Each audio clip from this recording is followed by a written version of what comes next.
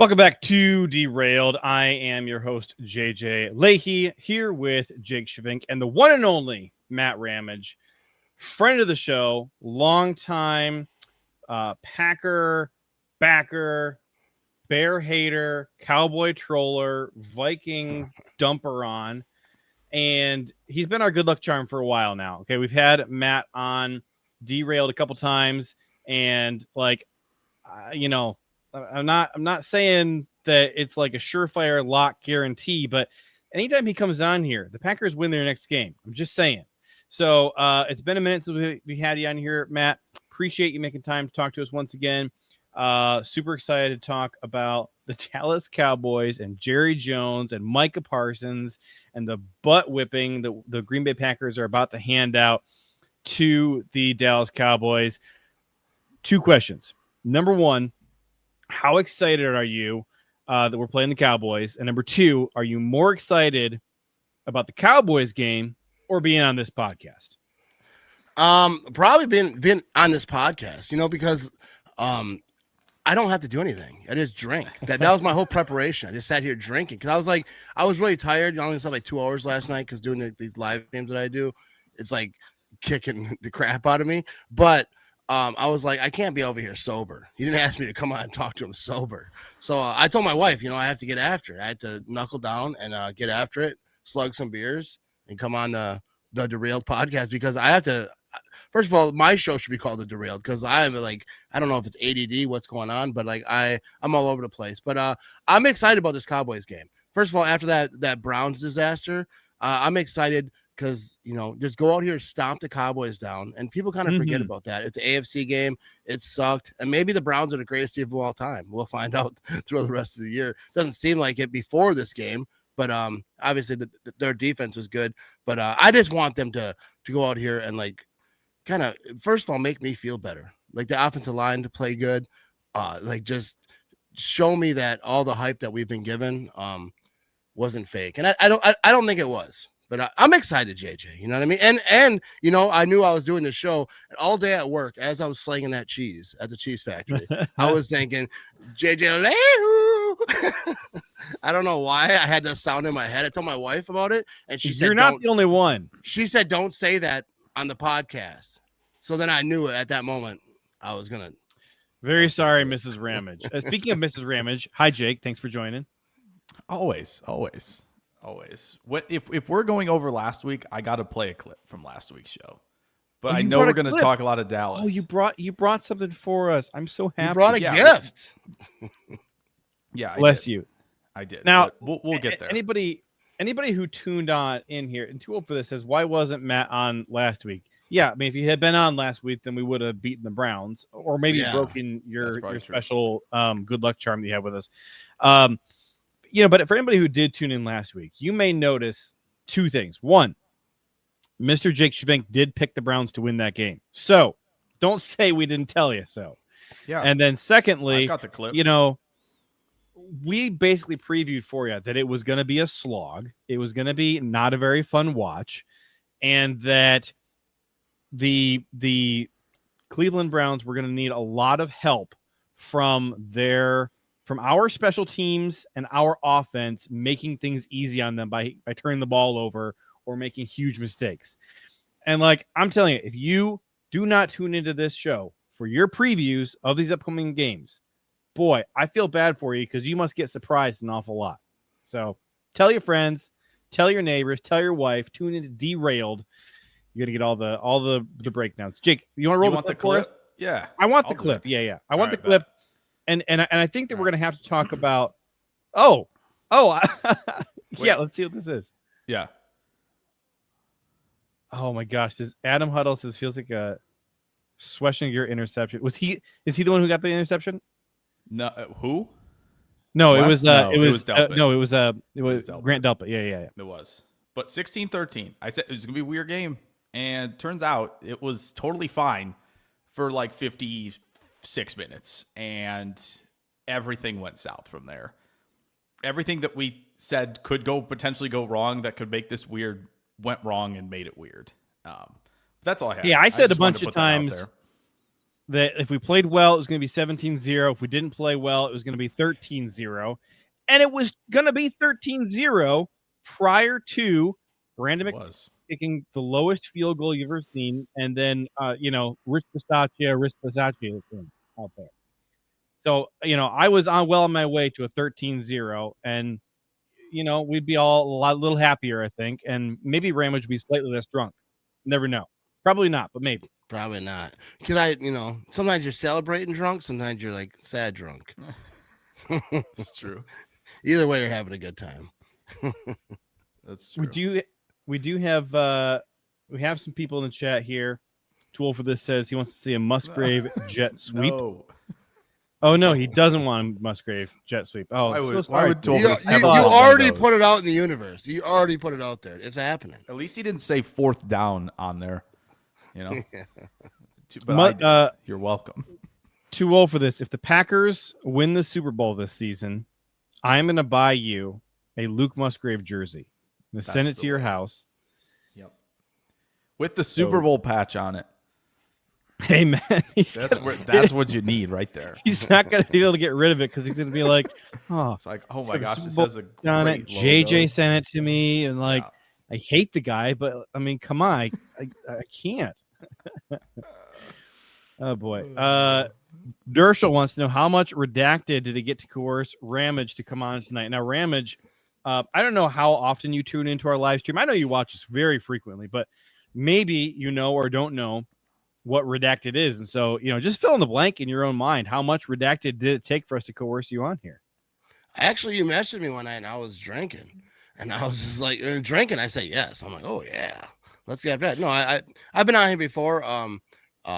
It's always fun. I like this show because it's derailed, and it's that's kind of like what I am. It's just like you just bounce around, talk about whatever, and we only have one smart person here. It's not JJ. Wow. No, because whenever I do tune in once in a while, because I try to, I people I subscribe to and follow whatever, people on Facebook, whether it's on YouTube, I always try to watch like some streams. I don't watch like a lot, everything, but I try. Oh, you don't watch our 3-hour live streams? I try to steal 5 hours pre-Micah trade. That was just ridiculous. Why did we do that? I missed that one. And it was probably good to miss that one. That thing, we were running out of beer on that one. I can't believe. Yeah, they don't have enough beer at Quick Trip for that. I don't think so. Yeah, if your streams are longer than Rogan's podcast, like, dude, that's long. That's a lot of talking.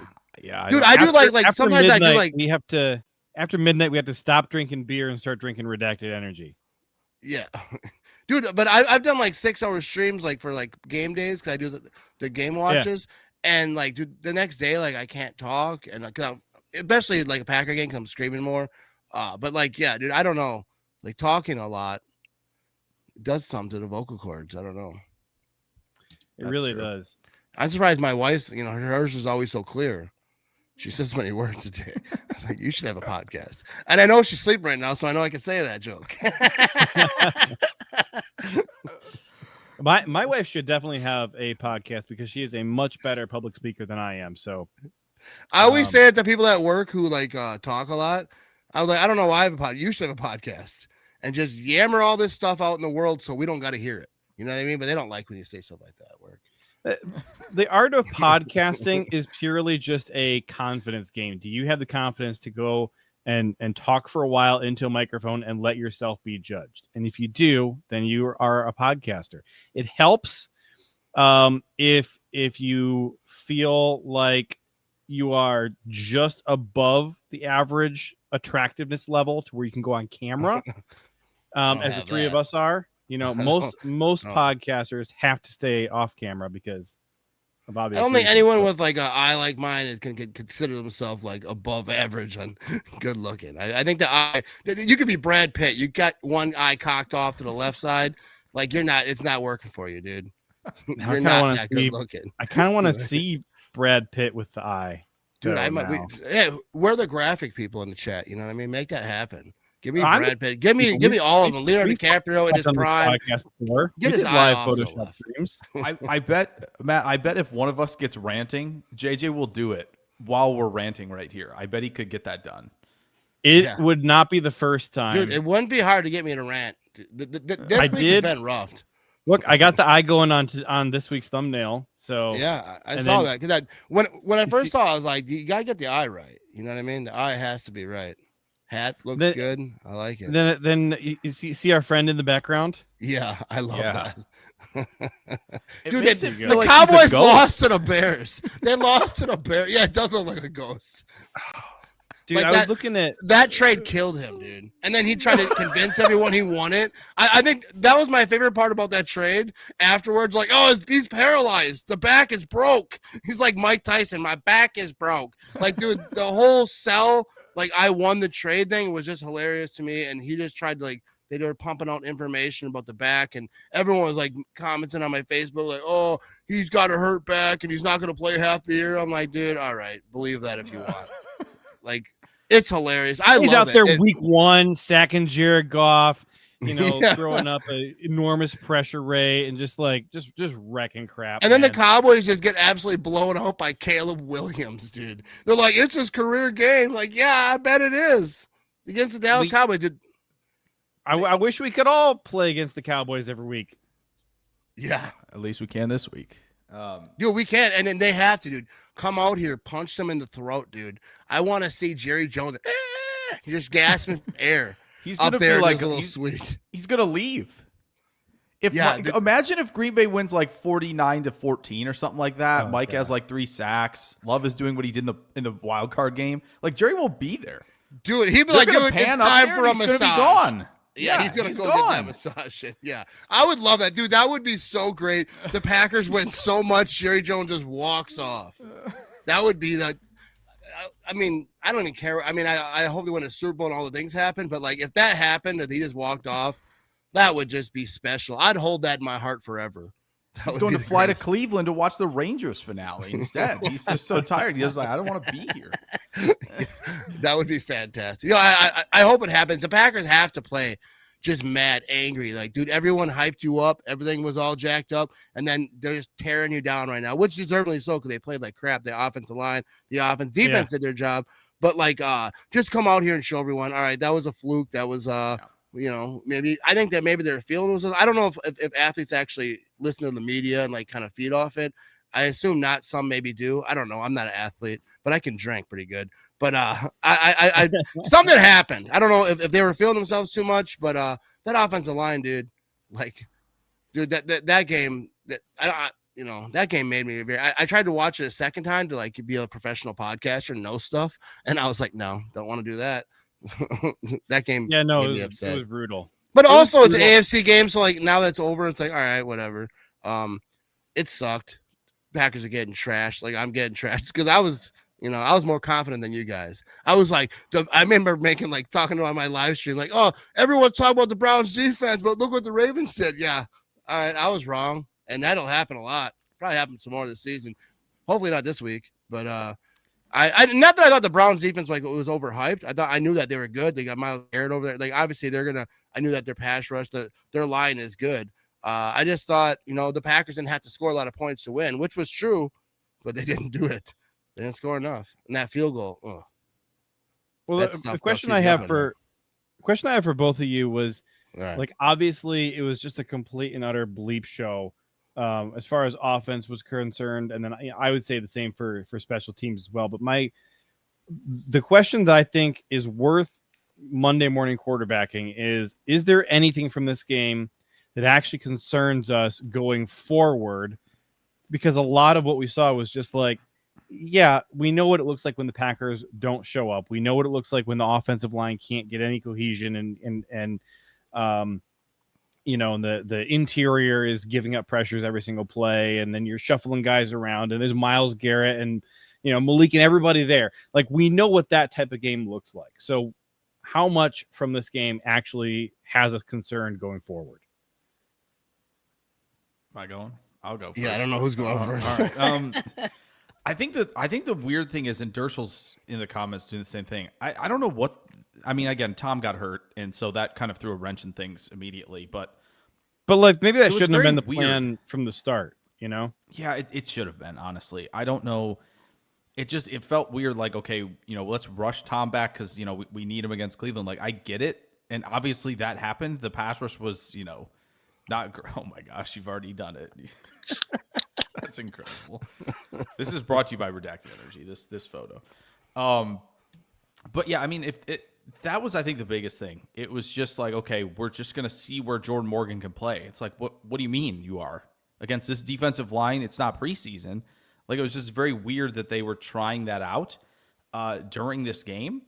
I just think Morgan is. That reminded me of the Vikings game last year that they rushed Jordan back for. Yeah, where it was felt just like we're out of sorts immediately. Matt Matt LaFleur was so concerned about something with the game, and last year it was Willis like, man, playing this Vikings Flores, defense is so good. I gotta have Jordan back, or this game. It's like, oh man, like we could clearly see Myles Garrett was in Matt LaFleur's head, that he was really scared of trying to stop Myles Garrett. And so, hey, let's rush back our best tackle, because then we have, a puncher's chance at holding back. And it's like, okay, but why was this your plan A?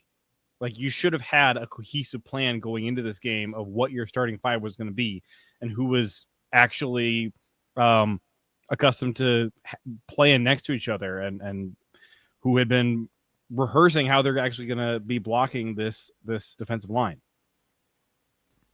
Yeah, dude, I think that I've seen smart people talk about this offensive line, because to me, the offensive line is like my weakest point, and I have a lot of weak points, but like I don't know much about offensive line. But they need to stop like moving people around, like people are talking about Jordan Morgan. Let him get comfortable with a spot, because he had a horrible game like that. That was rough. But so like just let him get good like at a spot. And I get it, like with injuries, you got to move people around, but like. The offensive line is what scares me. Like after that game, it kind of worries me. Hopefully they can fix it. Like I said, I'm not no offensive line guru. It's like the least I know. I'm not watching film on offensive linemen. That's just not what I'm going to do with my life. But I know I'm glad people do it. I'm glad smart people do it. But like I'm not going to do it. And I'll listen to them and I'll repeat what they say. But the offensive line, I think, is the issue going into the season. Secondary was like kind of cornerbacks, but they've been handling their own, and I'm excited about that. I try to even talk about them, because I don't even want to, like, people tell me on Facebook I'm a jinx, so I just try not to say nothing about them. But I think the offensive line, like, is the issue. But is it only the issue, like, when we play big, beastly defensive line? But that's not good either, because come playoff time, who are you playing? You're playing teams that are good, and good teams that have a good defensive line. So they have to figure out. Come on, we're not going to face the Eagles in the playoffs. That's not going to happen. What are the odds? You know what I mean? You can't play the Lions every week. Are on us. We already beat the Lions one time. We're not going to have to play them again. Yeah.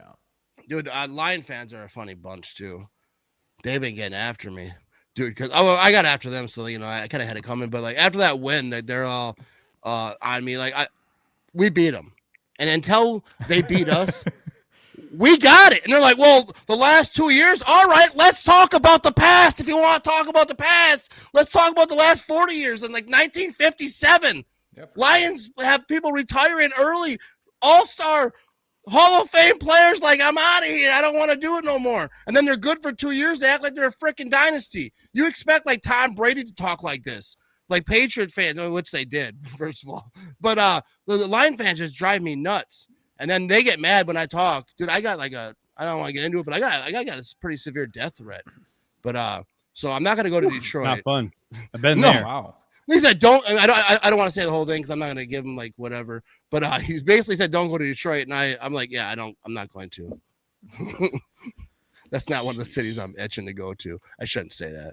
If they're watching, the Lions fans are going to be even more ridiculous, because they're at home. They're going to play Cleveland next week. They're going to beat them by 24 or whatever, and they'll be like, see, that's not hard to beat the Browns. It's like, okay, cool. But that's what I do like, because I do like Lion fans, like for the most part. Like I've met Lion fans over at Lambeau Field, and like I get along great with Lion fans, like all the fan base. It's not personal, but like the Lions, Lion fans on the internet, like they get so excited about like the littlest things. So let's just wait, because that's what I like about this rivalry. It's like starting to get alive, and they're going to beat Cleveland, and then they're going to talk, which I would do the same thing, because I don't blame them about that.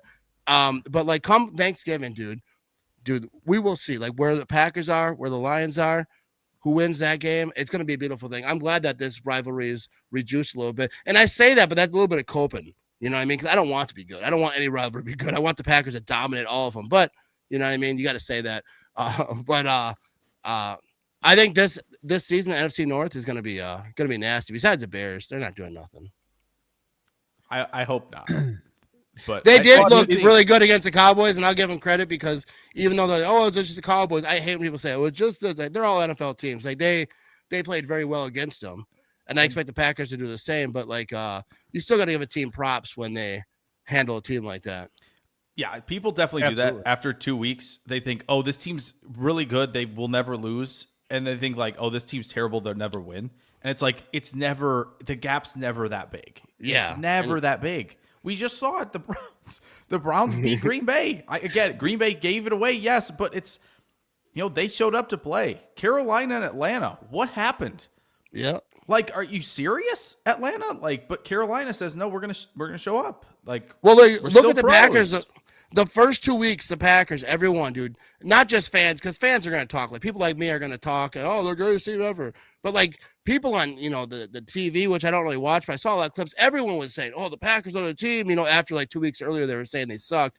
And then they're the greatest thing in the world. And then they lose to the Browns. Like, the Packers aren't what we thought they were. They suck. But look at the Bears. They beat the Cowboys by all these points. Look at Detroit. And they're talking about all these memory other of a goldfish. Yeah, and then so that they're going to hoist these teams up now, and then when they lose, like, they're wrong, that team sucks, but look at this team over here, and they're just going to keep bouncing around to, like, the certain 5 teams in the league, and that's what it is. It was cool. I actually enjoyed hearing people talk good about the Packers for a little bit, but then it got me nervous, and then for that reason, because then you end up losing, like Rasheed Walker's over there, we might never lose a game again. I could say that. Players shouldn't say that. Yeah, right. Right. Listen, I like the confidence, but I like what Micah said about that too. Like, Rasheed, you could keep that energy in the building. You don't need to tell people that you're doing that. But like, I love the mentality. I have no problem with the mentality at all. Once that gets out, they're gunning for you immediately. Yeah, you're playing next. So yeah, there's definitely that. And like, again, every place on planet Earth right now, Chargers, they're unbelievable. Who will stop them? If they lose to Jackson Dart and the Giants this week, what are they going to say about them? Yeah. They're going to flip. They're going to complete 180. Oh, look, it's the same old Chargers. We were just kidding. It's not. The Chargers aren't the Chargers anymore. No, they are. Like, it's just, we have to. First month, we're still gathering data about these teams. We don't. There should be no, like, early, unless you're 0-3. Sorry, like, you're not making the playoffs probably if you're 0-3. Like, let's just, call a spade, probably. Houston, sorry. We'll be seeing you next year. But, like, other than that, like, those teams are going to win. But, yeah, I think, of the 3-0 teams, like, there's 6 of them right now. Like, there's going to be a team, one of those probably, who's, 6-4, 6-5 by November. And it's like, what happened? And it's like, well, teams adjust, cream starts rising a little bit, right? These Chiefs and Ravens 1 and 2 starts probably aren't going to hold. Like, there's going to be a lot more movement. So it's, everybody wants to get out those sweeping judgment takes and be like, I was out there, real early and in the season. And it's like, okay, but teams are going to lose guys, all this stuff. There's just so much to this. Yeah, there's so many moving parts in the NFL. Like you say, like there's injuries. Box it up real early and send it out. Send the package out before, like, we've got, like, the whole picture. It is wild. Yeah, especially this year too, with like the games that are being played early. So many division games, so many good games. There's so many good games that have been played so far. And it's like a knockout punch. Like, look at the Chiefs. I don't know who exactly they played. I know their record isn't good. But like, there's so many good division games going on. So I feel like all the divisions starting off are like really, really tight, and they're especially the NFC North, which is all I care about, really. Yeah. There are 6 0-3 teams right now. If you guys had to pick one of them to make the playoffs, and I'll read them off to you. Yeah, you're gonna have Which to. one would you give the best odds to? So in the NFC, we have the Saints and the Giants. In the AFC, we have the Jets, Dolphins, Texans, and Titans. If you had to pick one of those 6 to make the playoffs, where are you going? Am I going to go back on what I just said about Houston? Probably are. Ask the question, because I mean, it just depends on what you think. Like, if Daniel Jones is going to, continue at this ridiculous EPA per play rate for this offense, and we've seen Jacksonville, they don't have it. Lawrence doesn't have it. I don't think he's played 65 games. I think that's done. And the Titans are severely undermanned, so they could maybe do it, but I don't know. It's just they feel so behind the eight ball. They can't protect anybody. Like Stroud is getting just battered back there. Dude, constantly. It's nuts. I feel like it's the Titans this coming week, and I still think Jeffrey Simmons, I'm a little worried about Stroud, honestly. Maybe they can just triple team him, but the rest of your line's not that good. So yeah, I feel like it's probably Houston, but even then. Yeah, I'm not sure any of those teams. I watched Houston, and I was watching because I did a live stream for that, and I was like, this guy is better than Jordan Love. I ain't hating on CD Stroud, but that team did not look good. I wasn't excited about it. But I don't think any of these teams make the playoffs. But he said Houston, I think that's probably one of the teams that you would look at if any of them do it. But I'll say Miami, and not because I think that'll happen, but because I like their coach. He's funny. He says funny stuff, and I want them to be in the media just so I can hear him say funny. I know some people don't think it's funny at all. See, that's good right there. I'm going to screenshot that and make a me and I'll just Brad send it Pitt. to you. I'll just send it to you. I'll say me and Brad Pitt are the same, dude. We are the same. Just as good looking as that's just as much money, just as many. Oh yeah, we have all that. I have so many awards. Yeah, he's looking at both awards. When I was in school, I got some awards too. I mean, most of them were ribbons, but all of them. But they're there. They count. But I'll say Miami just because I like their coach. I think he's funny. He's I don't know if he'd be funny if he was my coach, because he's someone else's coach, and he says I don't want my coach cracking jokes after a loss. I like jokes, but I don't want Matt LaFleur to be out there we might have had 4 sacks, but just hitting zingers. I don't have a joke set up for that, but I wish I did. But I don't need them hitting zingers at the end of a game. But other teams' coaches, zing away, dude. Zing away. It's a little bit like Jim Harbaugh. A lot of people like to really laugh at him, and when he's winning, people find his quirkiness endearing, and when you're losing, you're like, all right, what are you doing? Dude, you're weird. Yeah. Please stop being weird and win some freaking games. That is me at work. When things go really bad at work, I'll just start cracking jokes, and sometimes not appropriate. Everything is going bad. It's chaos. The managers are in disarray. They're all freaking out. And I'll walk up to my boss. I'm like, what kind of shit show you running over here? Just try to lighten it up a little bit. Sometimes it lands. Sometimes, I think I'm about to get sent home, but yeah, you don't need that real important times. You don't need someone hitting out one-liners. But when you're watching from a distance, though, Miami, who cares? I laugh. I like it. Hey, they were doing some really fun stuff on offense a couple of years ago, and I'm never gonna forget all those fun tight end screens and stuff. Well, what about Tyreek Hill? He's either balling or he's yelling and complaining about everything. Or having children. I think he has a lot of those. I'm not sure. Him and Stephon Diggs, they got a lot of kids now. Yeah, they got their own. Oh, jeez. If they work hard enough, they're going to catch up to Phillip Rivers at some point. The AFC East is wild. Yeah. Are we talking just kids or just the teams? The teams. Dude, that's what they should do. They should figure out how many kids each team has. Of all the players, count up all the kids they have, and then those the most versus the least, they play each other. That's just a thought. We should have the kids play each other. Have the kids play each other. I didn't think that through when I was saying it. I apologize. That's why I worked this stuff out on your show, not at mine. Rivers will come back. He's got 11. Yeah, Rivers is I will not be dominating this field. He's going to field his own team, just him. Yeah. Him He's versus I got the 2 Miami basketball Dolphins. teams. I can get a third. Yeah, Rivers family versus the Dolphins. Who wins? Yeah, family tree is just a bush. Can any of them cover Hill and Waddle, though? That's the problem. Hey, Phillip Rivers is probably not the get worst pressure on the athlete of all O-line. time. What we got to find out how athletic Mrs. Rivers is, because that's true. That might play a factor in this. Maybe he's got some really speedy kids. Steve wants to know who has a bigger impact this Sunday, Micah or Kenny Clark. I'm gonna answer that question with a question. how could Kenny Clark possibly have a bigger impact than Micah Parsons?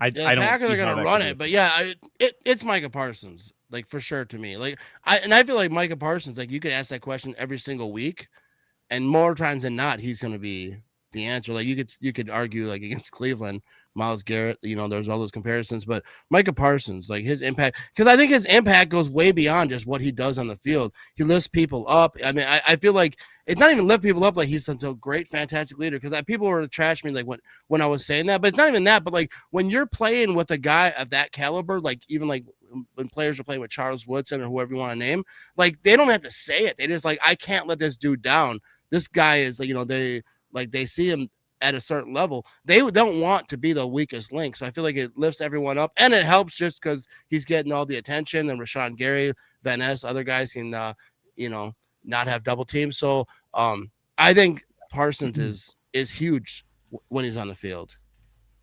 Well, the other thing too is that the Packers were mega super duper nice to Kenny Clark for a very long time. Yeah. And like Kenny Clark is just not a vindictive dude. Like Micah Parsons wants to humiliate the Cowboys and Jerry Jones, and Kenny Clark does not hate the Green Bay Packers. It's just it's apples and oranges. Oh yeah. Oh yeah, for sure. Yeah, that's a good point. Yeah, Micah Parsons, he's talking to everyone in the locker room like, yo, when we go into Dallas, dude, don't have a bad game. You're not gonna be at my house for dinner. Like, but yeah, Kenny Clark, I don't feel like he has love for the Packers. Packers have love for Kenny. I love Kenny Clark. Kenny Clark's one of the nicest. He did my podcast more times than like any player besides like Tom Crabtree, but he was like the most active player. He would do it like every offseason. So he was super cool, and it was horrible. Like when I first started, it was like on a speakerphone. Asked him like his favorite color. I didn't know what I was doing. I'm like, what do you do for fun? No, but like Kenny Clark is super color. Nice. That's amazing. No, like when you like my early days, I was so bad. So every player that came on after that, I was like, all right, that guy's, I don't know, he's loyal to the like, Packer fans. He's just being nice. He's not doing this for anything else. But yeah, Kenny Clark's a nice guy. I think Micah Parsons is probably a nice guy too. But I do feel like he has that. A little bit of he'd love to embarrass Jerry Jones. He'd love to get 4 sacks and just humiliate the whole thing. I'm not saying he's gonna get 4 sacks, but I'm not against it. Why not? I'll say it. Yeah. You guys know that clip of Micah in the locker room. For some reason, he's in the Lions locker room, and he says like, "I hate quarterbacks," like right in front of Jared Goff, and Jared's like, "Wait, what? You hate me?" That's what I want, dude. That's what you want from a defensive player, especially a pass rush. You want someone who like just like don't even want to talk to their own quarterback. They ask him like, "Hey, what do you think about your quarterback?" "I hate quarterbacks. They all suck." That's what I want to hear from him. Yes. He's my friend. Like, oh, that's my dog over there. Like just that's all he says. Like, no. Yeah. Once we're between the lines, right? Type of thing. Yeah. It'll be Micah for sure. Kenny's got a lot on his shoulders, especially this week. I know he got hurt during the game, up. But I don't know if they said anything about him not playing this week. But it would be disappointing if he doesn't play. I think we do want to see him out there in the field, like having to be on the sidelines for this game. Nobody wants to see that, right? No, that would suck. No, and I mean a lot of pressure on him because I think last week, Ezraku, Nealand, Houston all had like 0% pass rush win rate against the Bears. Not ideal. Probably why Caleb's carving you up for the most part, because you're just simply not getting any wins 1v1. And so if Kenny has to carry that load, I mean, that's going to be difficult for him. And that's the thing, like you guys were talking, Parsons doesn't have to carry the load, right? Like he just has to be around. And you're going to get into those like cheetah packages where Van Ness can just bull rush guards. And Gary's going to get wins, right? And they're going to bring the linebackers. They're going to bring a corner up, and Hafley being able to just do whatever he wants when it's 3rd and 7 because he got a guy who can go get a win. And he's like, well, all right, what else can I do here in a lot of these looks? So yeah, Mike is going to have a massive impact in this one. I could see 2.5, 3 sacks. Why not sure. 4? I don't think that's impossible at do all. we got 4? Do we got 5 over here? Do we got 6? I mean, as a whole, the team probably will, right? Like Terrence Steele has been horrendous at right tackle for them second year guy Tyler Guyton at left tackle it's not going well. They lost Cooper Beebe. I think they just lost one of their guards again as well. Like, so they're down 2 guys this week, and it's already a struggling unit. Like, yeah, and I think that like when other players go to play that they're like their old team, and I've heard this in the past from different players, like they want to play up. Like when Favre went to the Vikings and he was playing the Packers, all the Vikings players like, oh, we wanted to play up because we want him to get this win. So I feel like that it's going to be the same thing. Not that they're going to play harder. Like they were like, I wasn't going to play hard at all, but now I'm really going to give her. Because I don't think that players really think that, but I do think that there's going to be like a hyped up energy. And the Cowboys and the Packers, you know, I don't know if the players really feel that rivalry, but like I think, you know, Jordan Love, some of those guys that played him in the playoffs, they probably feel a little bit of it. But yeah, I feel like they're going to be amped up. And after this loss, it's an embarrassing loss. I feel like any players, like competitive people, not me, but like competitive people, when they like lose and something bad happens, they like really get fired up. So I really hope they do, because I want this. I don't want to just win. I want to embarrass him, because as a Cowboy fan, I know it worked too. You know what I mean? Oh yeah. I don't know him that good, but I will come talk to him. I don't know. We've never talked before, but I saw him walking to work a few times at the Cowboys hat, and I'm looking forward to having a conversation, or not, if need be. I love it. I love it. I do have for us right here. I hate quarterbacks. we already saw that. You hate me? I do have that, and then I also You get that quick. did you guys see this guy on the broadcast from the Commanders team? I see this. Yeah, dude. I got Did you tagged see in it. People Matt said that was Ramage? me. Yeah, Matt Ramage in the crowd. Dude, I got tagged on that Freaking- like every website, and I feel like it started on Twitter, but then people like, took it to Facebook, and I was like, and I just started agreeing, like, yep. Now you guys know the truth. I never take my shirt off in public, and this is why I get, you know, ridiculed. Too much attention. Yeah, I don't need this in my life. But actually, someone messaged me that knew him, and like, you want him on the podcast? I was like, I don't know, maybe. I just really want you to do this again come playoff time when it's, you know, 20 below. I want to see you do this again. I will. Make it happen, Matt. If you see that guy, just know it's me, and that'll be me as it's happening, and then you'll know it's me. Perfect. You know what I mean? That guy in the picture probably hates Matt for getting all the credit. Yeah, he does. He's like, that fat guy, he ain't me. He ain't Pex like Tex. No, shout out to that guy. You know, I mean, I'm not trying to make anyone that big annoyed with me. So shout out to that guy. I hope he's having a good time, and hope he enjoyed the game. What did he write across his chest? Like the top word clearly says welcome, but then like what in the world would he write underneath that? Welcome. I don't know what it is. I don't know. Something awesome, I'm sure. Just in case I run into this guy at one point. Like, I saw you on the Over That Derailed podcast talking trash. I don't need that in my life. I can't fight or run. I used to be able to not fight, but I could run. Now I'm kind of fat, so I can't fight or run. That changes your attitude, how you talk to people. You get real friendly. Well, Mr. Packer bodybuilder, come on this podcast and get railed with us. It's going to be a good old time. What? We'll invite Matt on. No, wait. I thought it was derailed. What? Get railed with us. Hey, I'm not going to be on that one. Sorry, I didn't realize what. I didn't see this on the schedule, so I'm not available that week.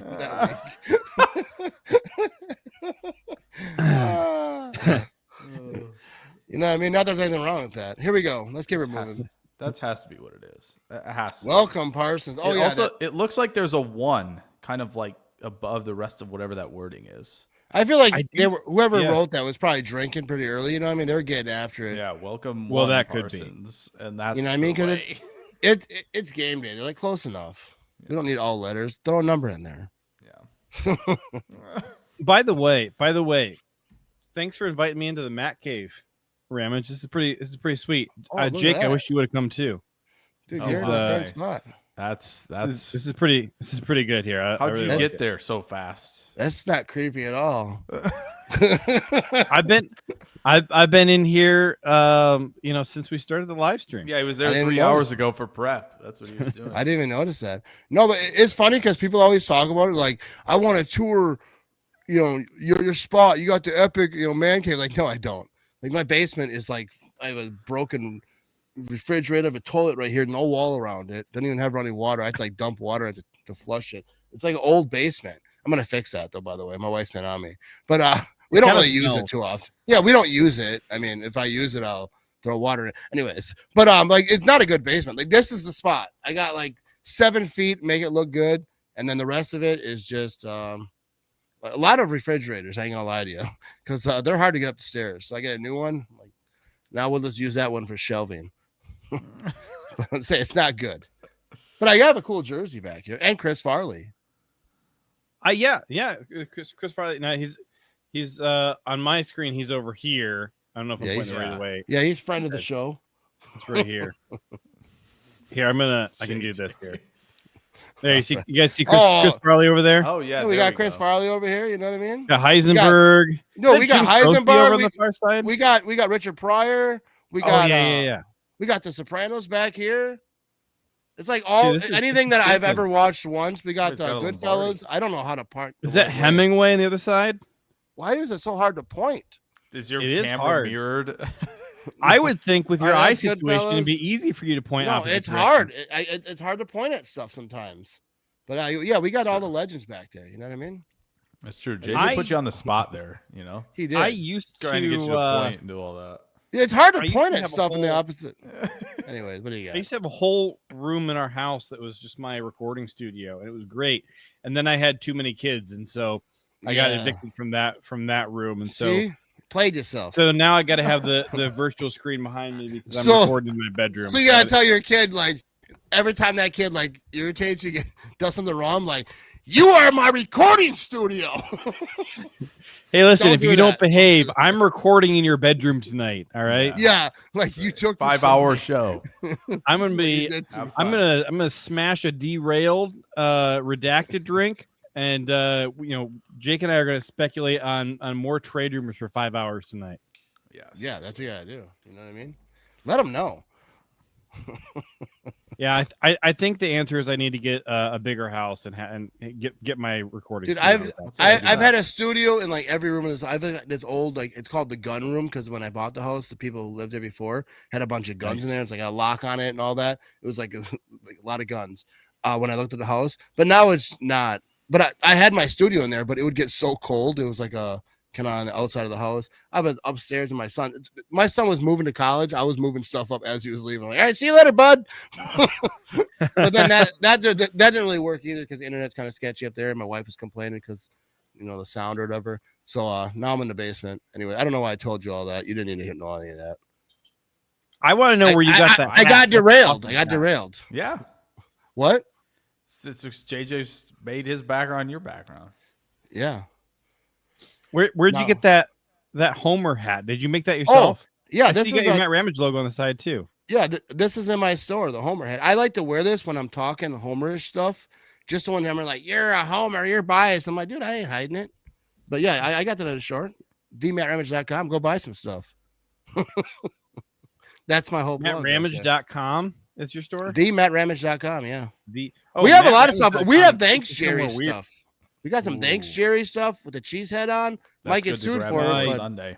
Yeah, dude. Yeah, there's people who bought it because we put it out like early on, and dude, they're gonna take pictures in a Dallas stadium. Dude, I want so much to see that Thanks Jerry shirt in Dallas. I'm gonna give like random people who send me pictures like free merch, and I'm gonna repost it because I just want to see it so much. Not even because it's my merch. And shout out to Campeche Collective. I don't know how you say it. I think I'm saying it right. I study it, but it's a weird name. But I just want to see that, just trolling Jerry Jones, even if it's not my shirt, dude. I want to see people showing up saying thanks Jerry and like trolling Jerry Jones.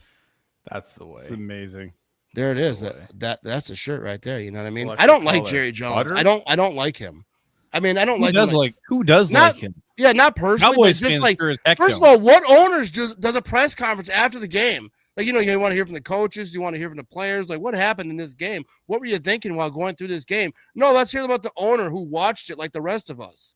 Who gives a crap what he's talking about? I get that he's a GM, but like, yeah, that's the whole reason. Is because he's the freaking GM. But like he's the, not the good other at it. GMs don't talk after every game. Like immediately after the game, you're not hearing Goot come up there like, yeah, we tried to get the run game going. Talk more than he does, but Yeah, I want to see Ed Cooney's Policy the at a press exact conference opposite. immediately after the game talking about we got to get that run game going. I don't know what's going on. The play calling is sketchy. Like he'll call out everyone. He doesn't care. I don't know if he has this year, but like Jerry Jones, he goes on the radio and just blabbering everywhere. Like how can anyone be successfl there? Yeah. Like what any respectable head coach, why would they want to go and play for Dallas when you have Jerry Jones all over you? That's why they'll always have like Mike McCarthy. We shout out to him because like I do like Mike McCarthy. He won a Super Bowl here. I'll always show him respect. But oh heck yeah, like Mike. he didn't have a lot of options going in there, so he's like, all right, I'll go play for this old guy. He's senile. He's gonna yell, bark about stuff. He's gonna do press conferences. But like you're not gonna get like one of these legendary coaches to come back. That they're trying to draw back like there's a whole bunch of them. All the names, but no one wants to go there and work for Jerry. It's always going to be like some newcomer, someone who's like kind of in a situation where they don't have a lot of options. Nobody wants to work for a psychopath. You know what I mean? Jerry Jones is a psychopath. I mean, I don't think he would be fun to work for. No. It's very, very clearly like, and we talked about this a lot with the whole Micah Parsons trade about just like the way that Jerry was talking about Micah throughout the whole process. Yeah, name Was him wrong. like Said no Michael. wonder Micah wants the heck out of Dodge. I mean, it was absolutely brutal maltreatment of him. It was Yeah. I had secondhand embarrassment for Micah before we even thought this had any possibility it was going to happen.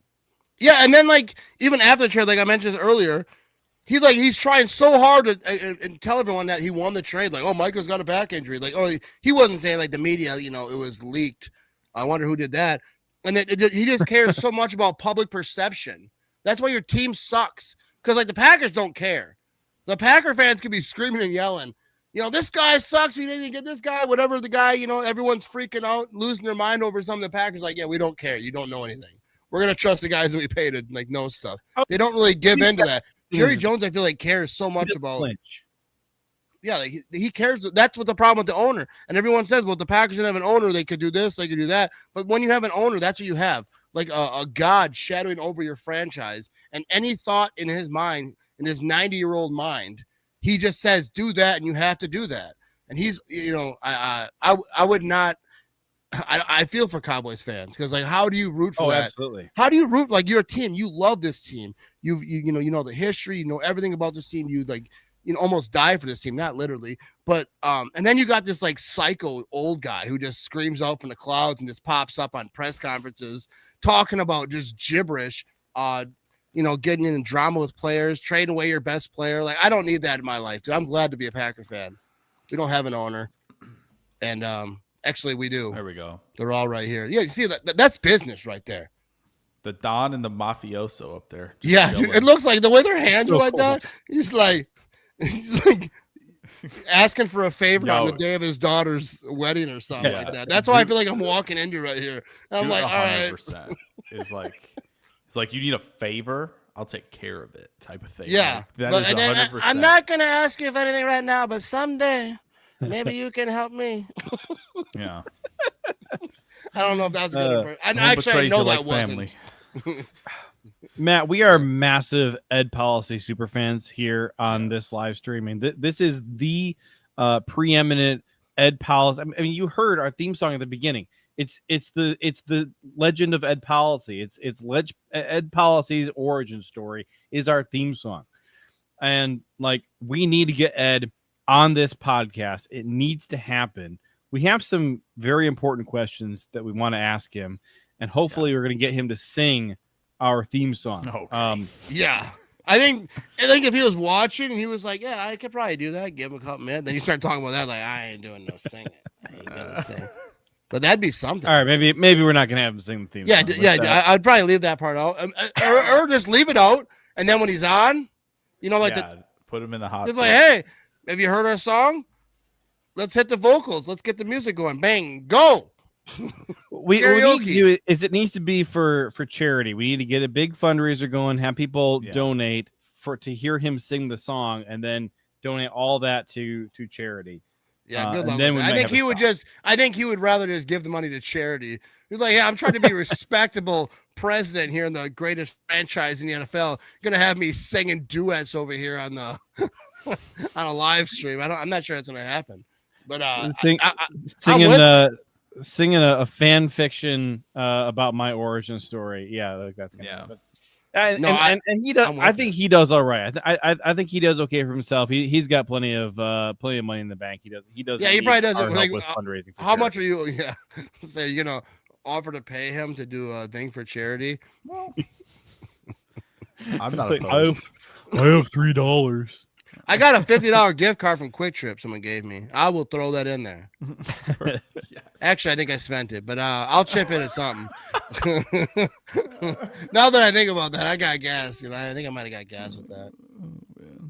Drew wants to know if we think with Ed Policy coming in now, maybe starting a new era post Mark Murphy. Drew wants to know if we think Goody and LaFleur are on any kind of a hot seat or no. And I will mention that Matt Schneidman has been running some pieces about stuff that he thinks he's heard from people inside the building, possibly supporting that theory. So, yeah, I don't know. I trust Schneidman. I trust the reporters doing the work and hearing stuff because no one tells me stuff. So I'm not gonna but I think that the probably, I wouldn't say a hot seat, but in my opinion, it would seem like he's interested. He's paying attention. If you're standards are high. So if they, this is the third year, right? Jordan Love's, started, and last year he was hurt. They feel like they got a good team. They went and got Parsons. They're going kind of all in mode. And if they flop and they kind of you screw the pooch and they not meeting expectations, I could see it, but I don't think it's something hot where they have all this pressure and they're they're gonna get fired. But like I say, I trust reporters talking about stuff they hear because I don't hear nothing. But I don't know. I have a hard time feeling it's super hot. But if they throw a dud out here that this year it falls apart, which I don't think is gonna happen. Yeah, I could see if they say that we think this roster is good enough, we went and got Parsons, we traded away a lot for this, and then if you lay an egg and absolutely the Browns game kind of repeats over and over, which I say I don't think that's going to happen, then I could see a situation where because Halfley too, he's going to be a big one head coach. A lot of people on Facebook think they're just going to swap. Oh, yeah. They're going to fire LaFleur on Thursday and have him, he's going to be in there, and I don't think that's going to happen. But have you guys seen the trend though online? It's a big thing on X and on Reddit and all these sites of Packer fans talking massive crap about what an awful person Jeff Halfley is, so that other teams don't hire him away. Yeah. I see a lot of X. This Browns game, Jeff Halfley threw this game on purpose, because he was drunk. That's I saw someone say nobody should hire him as a head coach.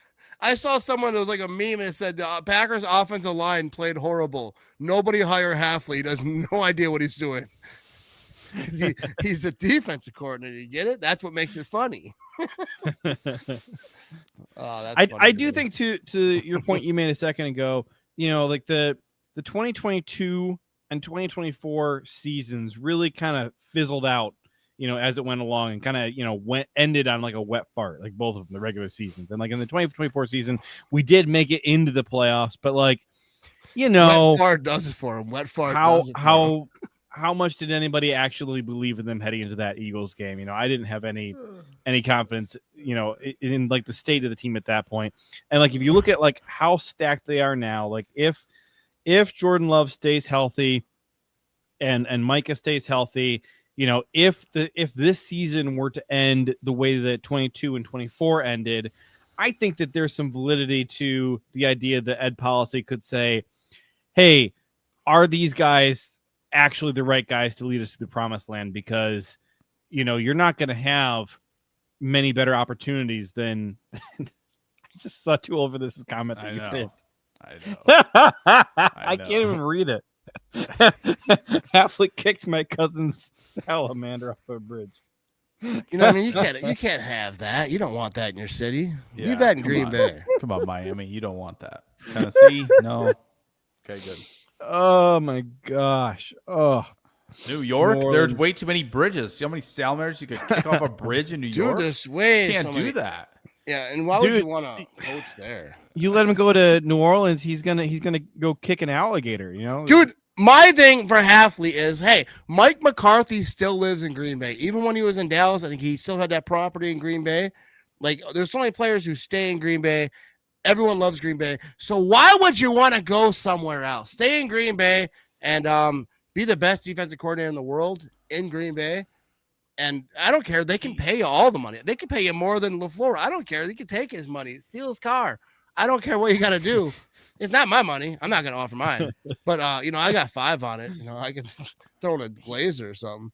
But look at that suit that Ed Powell has got on. Like that man has that man has money. He's about business. Just keep padding Jeff Halfley's bank account. Yeah. The thing is, though, like, you talk about him, though. What do you do? Like, people who play Madden, like they pick a team, they fire the coach. They want their own people. So maybe that's what he wants. But I don't think he's gonna get stupid with it. But I think he'll be open. I wonder if he waits. Wonder if he waits for a good job to open up. Like, he doesn't just take anything. Yeah, he waits because you don't want to jump out like Dallas or like whatever. I mean, but also, like, how'd that work out for Ben Johnson? Like, I'm not saying that like the Bears are not going to be successful, but like, but that's the Bears. I'm just saying he passed on Washington because he's like, ooh, I'm too good for Washington. I don't want to have to coach up Jayden Daniels and this roster. Anyone who chooses to go to the Bears, player or coach, I honestly think you're an idiot. Like you're not going to change it. It's like you have a boyfriend or a girl or whatever girlfriend, and you're like, oh, they're all screwed up, they cheat, they're all like crazy, alcoholic, maybe they're a drug addict. I can change them. You can't. The Chicago Bears are the Chicago Bears. They suck. Well, they're not. You're not going to make them better. They're going to make you worse. Every quarterback that's gone there suffered. The coaches suffered. Like, dude, that's why I was rooting so hard for Justin Fields. I want him to just show the world, like, Chicago was just horrible. They don't know how to run an organization. Even the Bears fans don't like it. I saw a conspiracy where like one of the Bears owners, that older lady, I think she might have passed. Like she killed someone to get ownership. I was like deep in like a rabbit hole. And like it's a conspiracy, and it was all Bears fans. They're like, she killed them to get ownership, and she ruined the team. And I'm like, well, then they should put a statue of her. God bless her. You know what I mean? I don't think that's a bad job. Ben Johnson ain't doing nothing in Chicago. He's gonna go back to being a coordinator. Maybe he'll be a head coach somewhere someday, like on the Saints in 7 years, and he'll be fantastic. But in Chicago, nothing's happening for you, bud. That's all. This is why we have Matt come on here, because you don't get content like this anywhere else. No, that's true. Speaking of the Bears, so we're playing Dallas, and like Dallas's offense is pretty darn good, although CeeDee Lamb is hurt, and it seems like he's going to be at least questionable for this game. And like this is a very, very bad defense that Dallas has. I've got some stats for that. and they just got shellacked by the Bears, who I can't remember. Jake, did we talk about this last week? That via DVOA, after 2 weeks, the number 1 team in the NFL was the Green Bay Packers, and the number 32 team was the Chicago Bears. And then the Chicago Bears kind of had their way with Dallas. I'm not going to say they dog walked it, but they had their way with them for sure. Yeah, it didn't look very hard from when I was watching. And Chicago had the worst defense in the NFL through the first 2 weeks.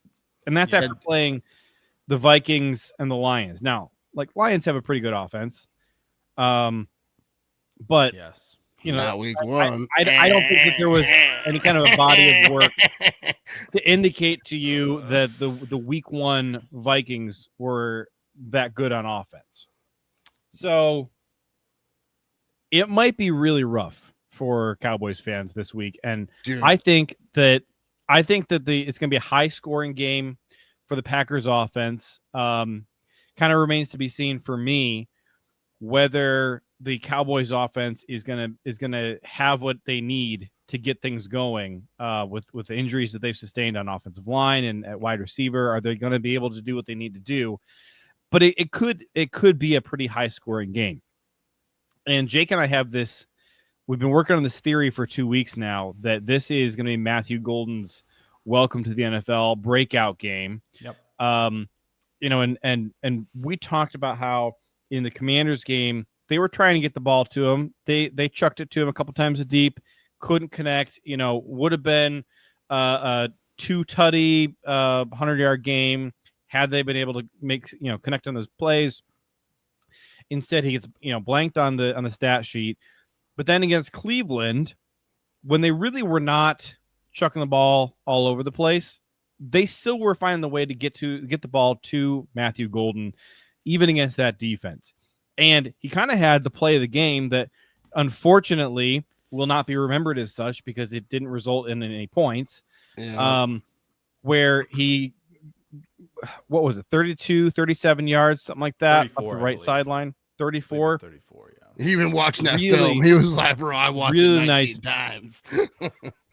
Really nice moment for him to show up. And you want, you want your highly invested players to be at their best on the biggest stages when you need them the most. And this feels very much like the game where you're going to see Matthew Golden coming out party.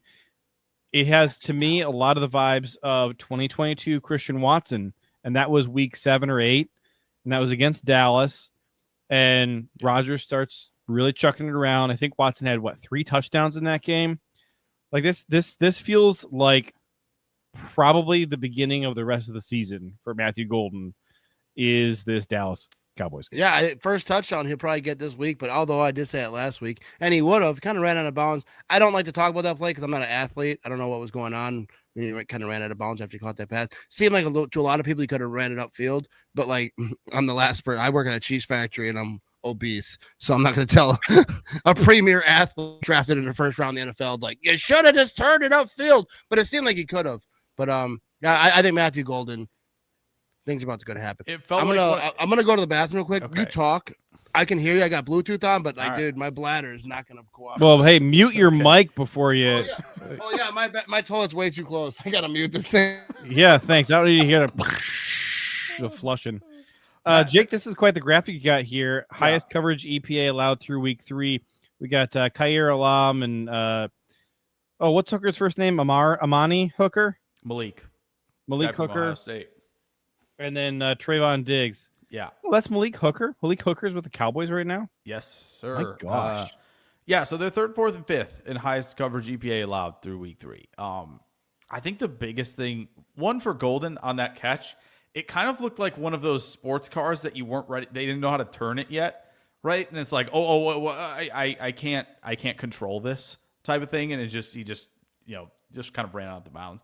But like that's kind of what it looked like after watching it several times. Just like, I can't control this right now. I'm going too fast. But I do think like with Dallas, because of all these explosive plays, the communication's horrible. Clearly really bad right now in the secondary. Like you watch some of the Giants' big plays where it's just like they're getting like Wan'Dale in motion. Right, and they're getting 3 to the side of the field, and Dallas is just trying to communicate what's your assignment, what's mine, you have this, and then guys just don't pick it up. They don't pick it up late. They don't realize they have the number 2 on the vertical route or anything like that. And also, Malik Neighbors is just running by everybody as well. And I think because of that, this was interesting as well from John Owning. Cowboys defense has the 4th lowest rate of press coverage in the NFL, 2nd lowest jam rate, which is when cornerback makes contact with the receiver within 2 yards of the line of scrimmage, and the lowest mirror rate, which is cornerback making contact with wide receiver within 2 to 5 yards per PFF. So like they're literally just not trying to play physical at all. They're trying to just get eyes on the quarterback, get eyes on what's happening, kind of developing over the middle of the field, and they're not they're not sticking with guys. I think they're playing a little flat-footed. They're trying to match with some of their coverage, and this is what happens. You watch the Luther Burden touchdown. What happened? Like everybody collapses in, right? Because you think it's a run play, but like their corners are almost in the box by the time Caleb has the ball, and it's just like so they're just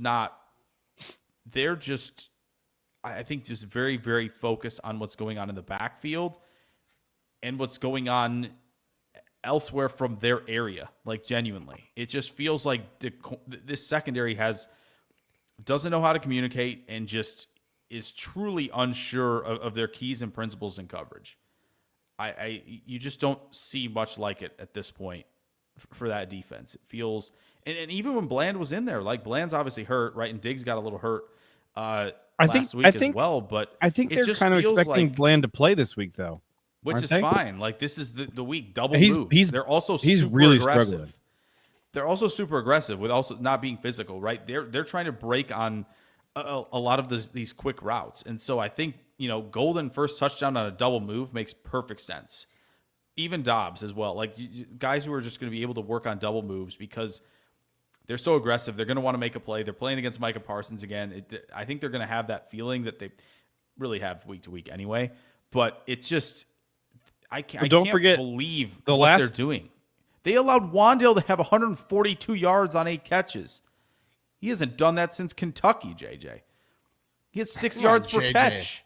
He has 6 yards per catch in like every other game. Are you listening, JJ? Like they just straight up stink. They just straight up stink in coverage. And obviously, this is tricky. We've seen this one, yeah. This is tricky to see, but receiving efficiency, right? Yards per route run, you got guys like the 2.5 yard marker there, and then passer rating when targeted. Up here, Tucker Kraft, way up there, passer rating when targeted, number 1, right? And so you have him. You have Romeo Doubs, who's over here next to Emeka Egbuka. Like, I just think they're gonna just have their way.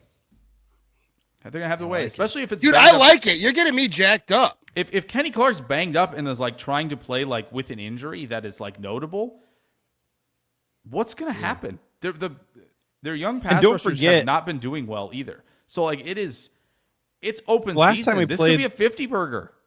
Dude. Last time we played the Cowboys, first of all, it was a 50 burger, and second of all, that was the Dontayvion Wicks game where he was really came alive in that game.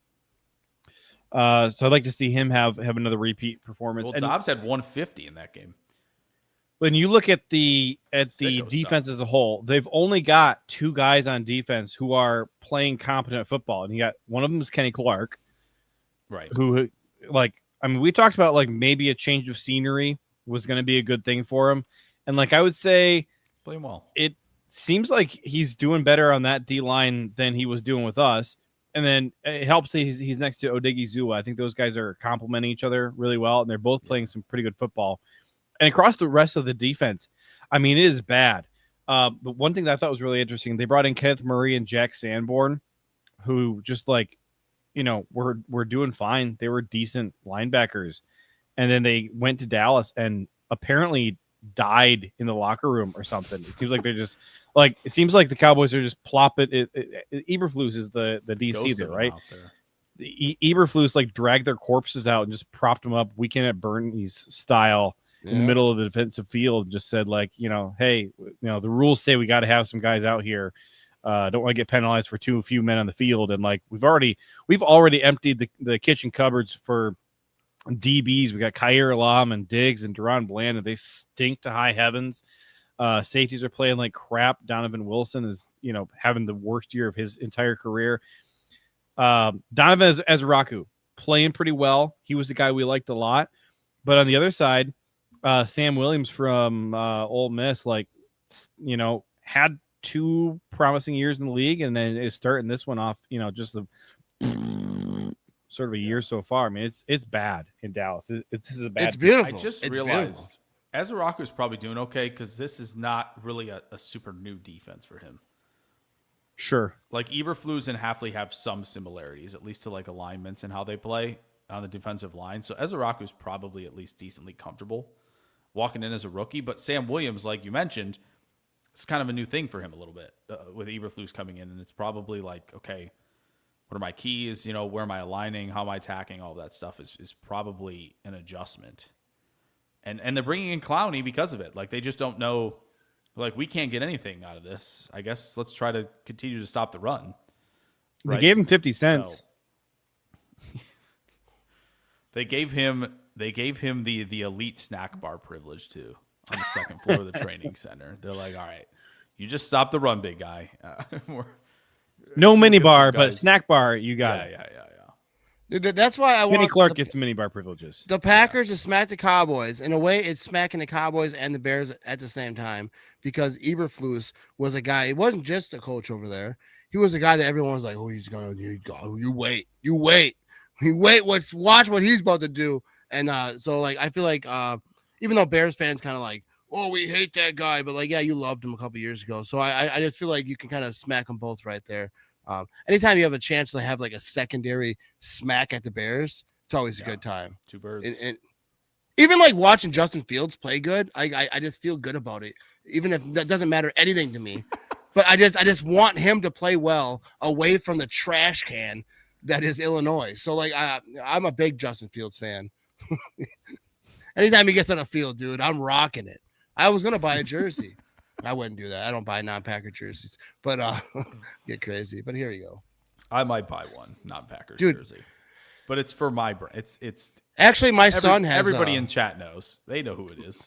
Yeah, my son the has brand it. for I actually neighbors, isn't bought it? a Yeah. Justin Fields jersey for my son Oh, because he liked him in college or whatever, and then he got with the Bears, and I was like, all right, we're just gonna pretend like this didn't happen. Keep it in your bedroom. Don't bring it out. Don't wear it around to dinner. But Oh yeah. We got AFAM complaining that Matt Ramage is too handsome. Would it hurt Matt to have one eyebrow out of place? Never trust someone who takes longer to get ready than their wife. oh Ramage, me? you beautiful man. Yeah, AFAM. I don't has a think I know. problem I think with it's talking about Matt LaFleur. I don't think it's talking. No, about he's Matt. got no. It's definitely you. He has a problem with. No, my eyebrows. Wow.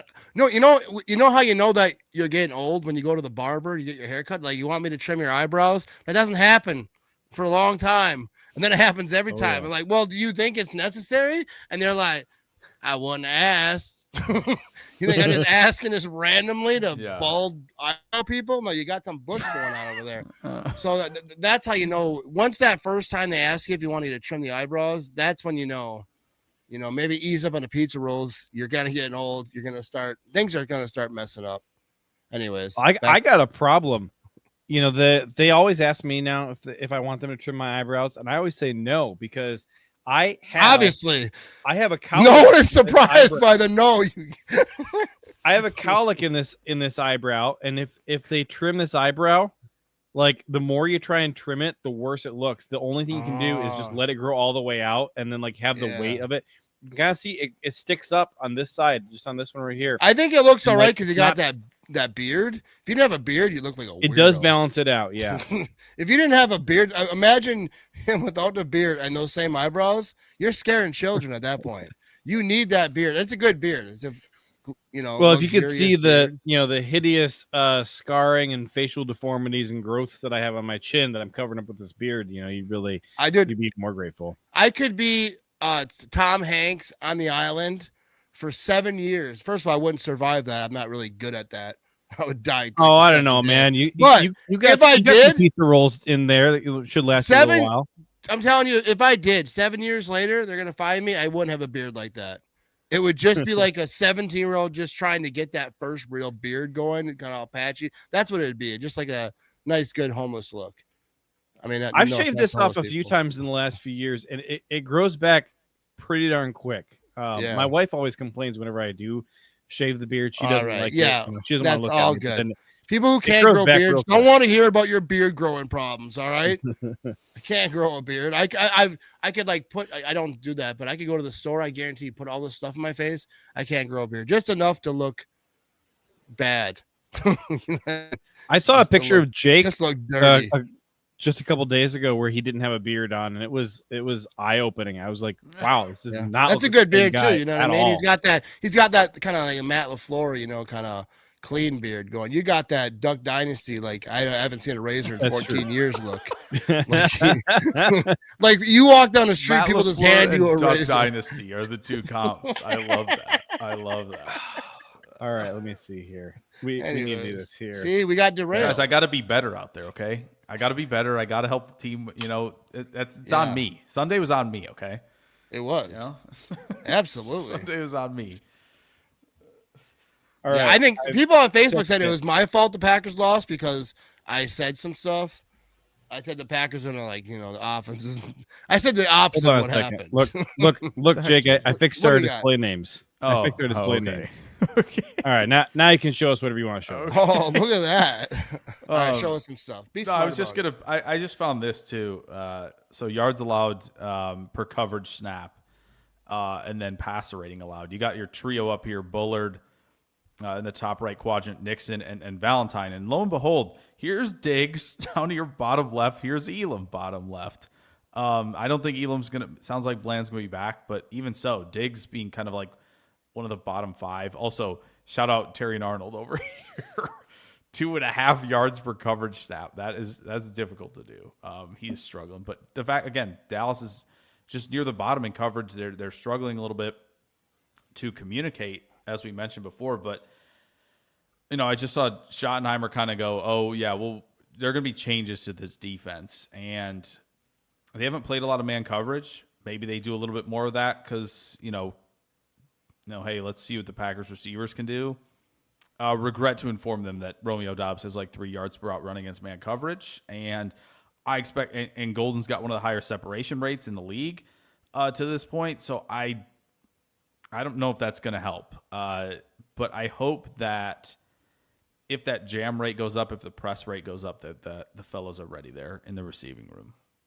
Dude, that's some like smart stuff. That's why I come on other people's show, because like I have never heard anything smarter than that. That doesn't happen on my show, people.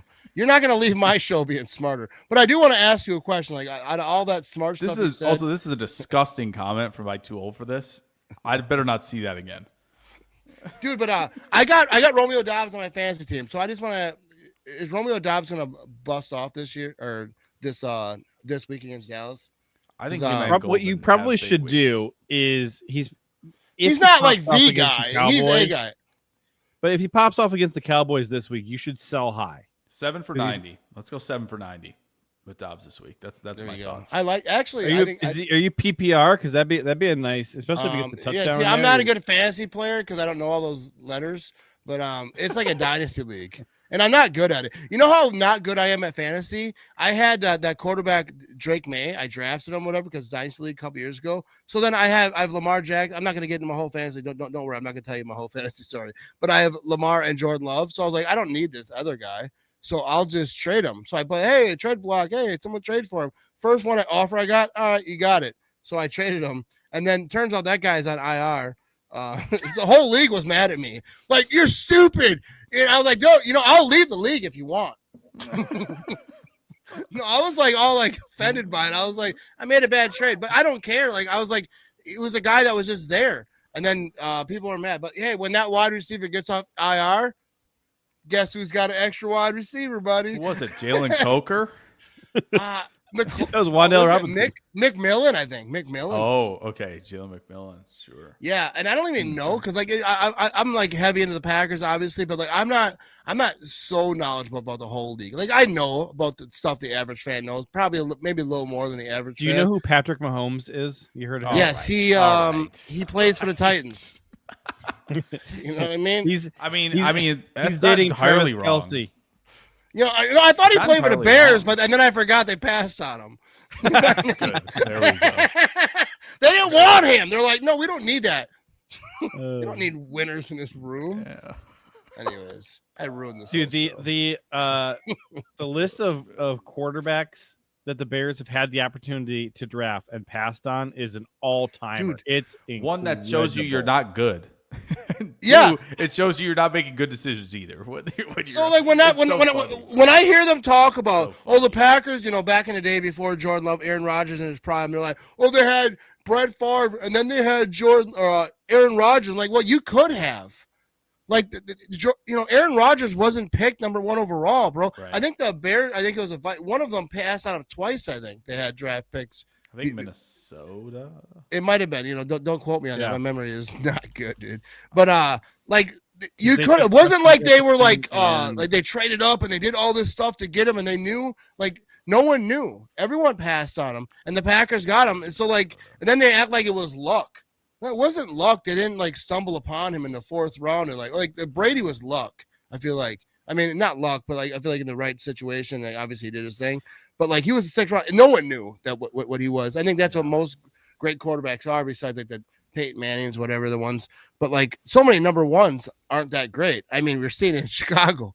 You know what I mean? We've seen it in Detroit for like 40 years. They draft these quarterbacks, and then So like, I hate when people talk about that, like with Aaron Rodgers, like the Packers got lucky. I mean, there's always like a little bit of luck in draft picks, but and then Mike McCarthy was like, he passed on him, and he came back like, sorry, bud. You know what I mean? Wasn't my call. I blame all these guys back there. Let's have a good time, though. Yeah. And they did for a little bit. Anyway, I apologize. Too old for this says, JJ, have you heard of Kaiser Bros on TikTok and Instagram? They are Packer fans, and one of them looks a lot like you. I'm just gonna throw this out there before we look at Kaiser Bros. Everyone with a beard looks like you. 100% of suggestions that people have of like, oh, this person looks like you, is always like morbidly obese. So apparently, this is just how people view me. It's always 100% of the time. It's a big old chunky guy. I guarantee it. You know what's funny is like I have like the videos like with my eyes, like a few of them went viral, and it's funny because on Instagram there's a guy who like he's got tagged because they had a bunch of comments. It's one of the they don't all do that, but like this video went like really big, and it's the eye video.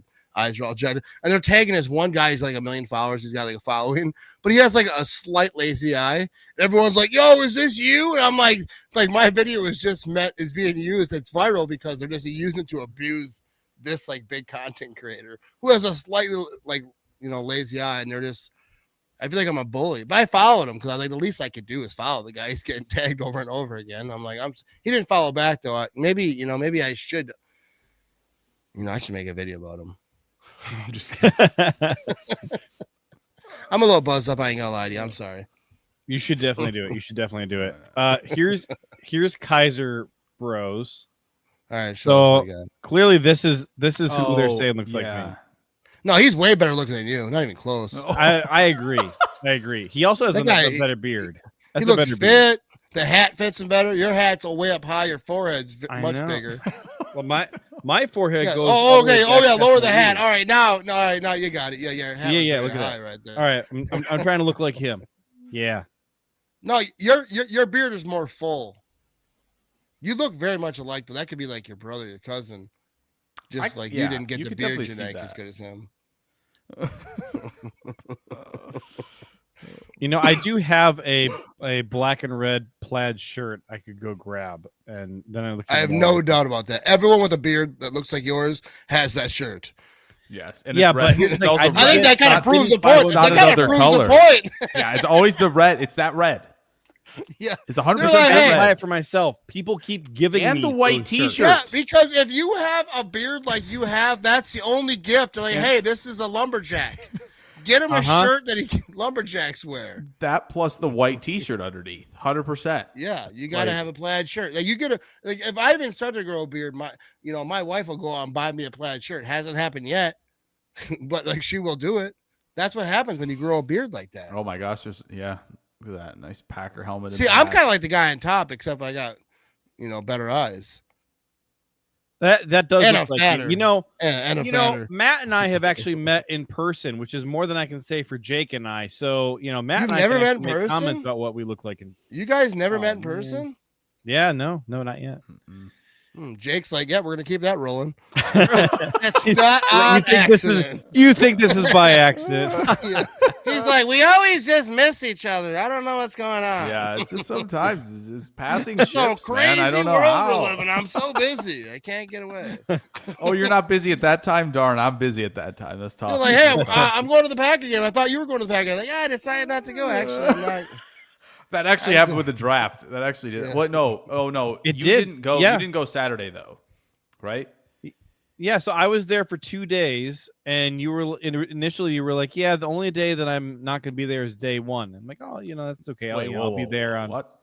No. I'll be there I streamed on the first 2 days. Friday. There's no way. There's no way. And then you were like, yeah, I was gonna go, but since you're going, I just realized I really don't want to leave my house. I feel like this is a game of telephone where like you're not remembering things correctly.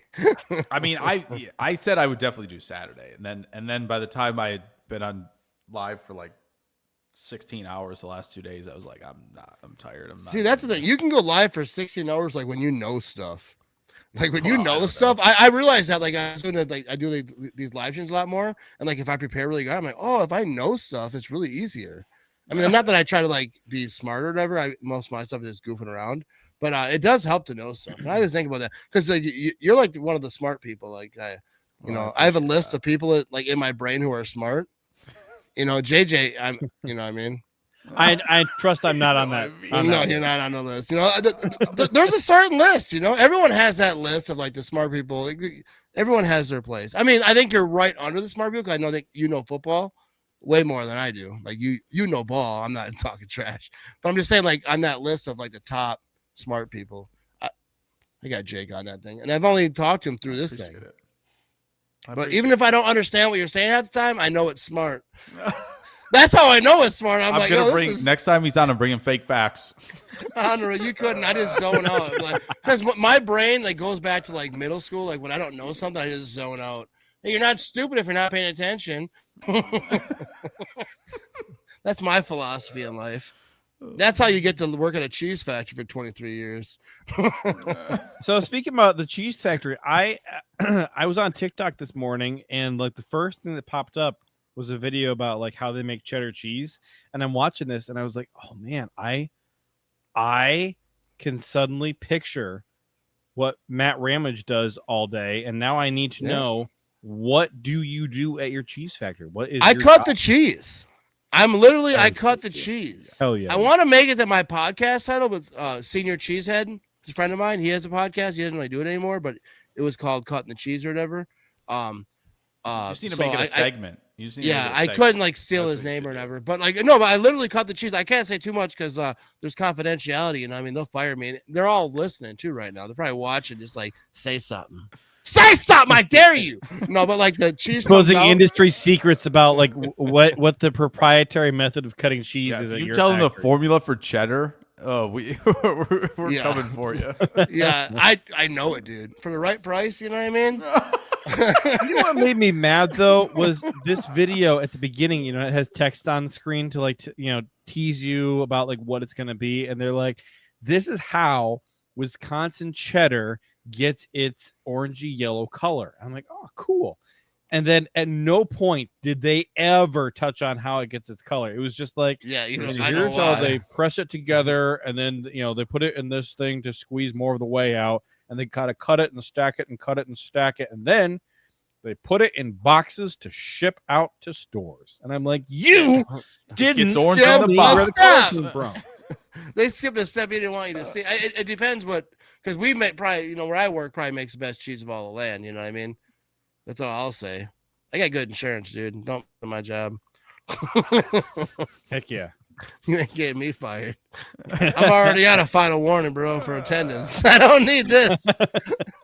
No, but I cut the cheese. The cheese comes down. You got knives come down. It cuts the string cheese. That's what we do. We make cheese, string cheese. Sometimes I'm mixing it. You know what I mean? We got the big cookers of cheese. They got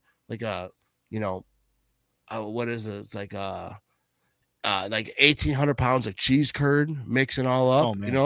And with the stuff they put in it, you know what I mean? Which I can't talk about because they'll fire me. I feel like they're watching right now. Plant manager's probably zoned in right now. He's like, shit. He's like, what's he? He's like, shut up. Is he gonna talk about Jordan Love?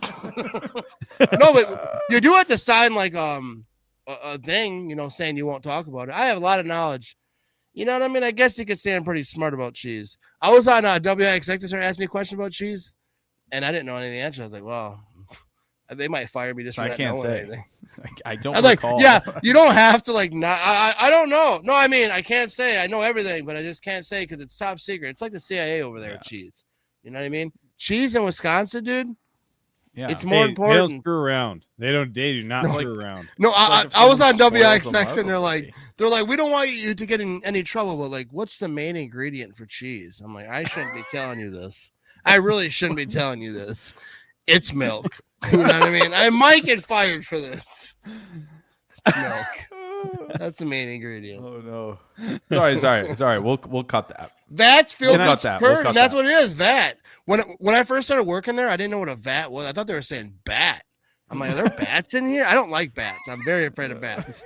Like, you know what I mean? Like when I bought my Fill the house, I vats with checked the attic first. When I first looked at the house, they're all looking at it. Oh, look at the kitchen, the bed. No, let's look at the attic. Can we go in there? Is there bats? Is it like Dracula up in there? I didn't know that the layer is secure because I don't like bats. But anyways, but bats are different. That's cheese and other stuff probably. Anyways, shout out to cheese. I'll drink to that. Pieces of real Americans in your American cheese. We don't make American cheese. We make mozzarella string cheese. Oh, okay. Probably the best mozzarella string cheese in the whole land. JJ, you can't be asking all these questions. He's going to reveal too much. Yeah, be careful what you're asking over here. Didn't he send you over the live. questions you're not supposed to ask? This isn't live. Don't ignore that thing in red up top. That's not real. Didn't my manager tell you what? These are all plants in Where's our. my publicist? So it says Matt is the Batman of cheese production. There we go. I like that. I don't like bats though, but Batman probably don't got a problem with bats. So maybe I will Batman, and that's why I don't like bats. There we go. Because I am the Batman. You know what I mean? Jake follows me. I'm not sure JJ does. He's lost in his beard right now. Lost in the sauce right now. I'm reading these. He's lost in the vat right now. I apologize. Our listeners are cracking me up. I feel like this is the most derailed. That's what you want. The show's called Derailed. You have a show called Derailed, and you named it Roasting the Cowboys, and we barely talked about the Cowboys. That is the most derailed thing of all time. We did, but you know what I mean? Not like the whole title was that. So you feel like people probably watching like, oh, we're going to hear a lot about the Cowboys today. And they're like, oh, they're talking about bats or vats? What's going on here? Talking about cheese? What happened? Well, I will say we've has had the Cowboys some really insane stuff in terms of derailment before. No, that's about why Godzilla's RAS before. Like we're insane people, dude. That was an let's talk about RAS. Let's talk about RAS real quick. All right. Because I see this I see this phrase a lot, and I pretend to know what it is. You know, I even quoted it and made posts about it on Facebook. What the hell does that mean, Jake? Educate me real quick. I know it. You know, I know that the smart people post like, all right. You know, they think it's good. I should show other people. It's just the combine testing athletic scores, you know. They just the one guy makes the score out of it all based on, you know, the history of all the combine data. And so you get like, you know, this guy's ran an 86 percentile, so like, you know, top 14% 40 or whatever, and he puts that all together in a formula. You want the good athletes. That's all you need to know about RAS. The green is the good, and that's all you got to do. That is kind of what I go off. I was like, I know this guy is probably going to be pretty good, and there we go. Yeah, the draft. I don't know anything about young people. I didn't even say it like that. But, you know, young players, like whenever they talk about like this guy's coming out of college, what do you think? I'm like, dude, I have no clue. Give me like 8 years, I'll tell you what he did. I know history. I can remember stuff, but like predicting, not so much. It's about how you compare to your uncle at the cookout. It says too old for this. I like that better. That is pretty good. Race your uncle at the cookout. If you win, you got green on the card. The relative part of relative athletic score is nice because it just means they're comparing them to other athletes at the same position. Like, hey, you know, a scale of like, you know, suck to amazing. How good are you compared to all the other guys at the position you're trying to play at? I wish that they had a score like that for everybody. Just think you meet someone and a score pops on their head and like, this guy's a douche. I'm gonna keep her moving. You know what I mean? We need one for podcasters. There's one category where Jake and I would score very highly, which is stamina. We have a immense stamina as podcasters, as evidenced by our 5-hour live stream. Here's live stream. Drew said, "Show him an RAS card," and I said, "You know where I'm going." Going to Godzilla's. I've seen the cards before. I've shared them before. That doesn't mean I know this it's the card. Though? But this this is the card. Right you got Godzilla over here. Yeah. This is good right here. He's not agile, but he's big, fast enough, and very explosive. Very explosive. Why did you give him a 10-second shuttle? Because he can't. He doesn't turn. When have you seen him turn in any movie? Think about it. He's walking. Well, he's got to get down on all fours. He's got to get down on all fours. Yeah. He it's just turning is a difficult thing for him He can just. But there's you no got to keep it realistic. Come on, JJ. There's no rule in the NFL rulebook that says that you can't go down on all fours. So he can go on all fours and complete the shuttle, and bada boom, it should be good enough. Same with a 3-cone. But see, he's already got to get down there. He's so tall already. He's got to get down into the position to do the shuttle, and the shuttle's already begun. So you're saying that gravity is working against him because he has to fall all the way down to horizontal to get going. Listen, we want this guy going linear. We don't need him changing direction, or we just need him just standing there. Right? This is the ultimate, like, I'm playing defensive tackle or offensive line, JJ. That's it. Just take up space.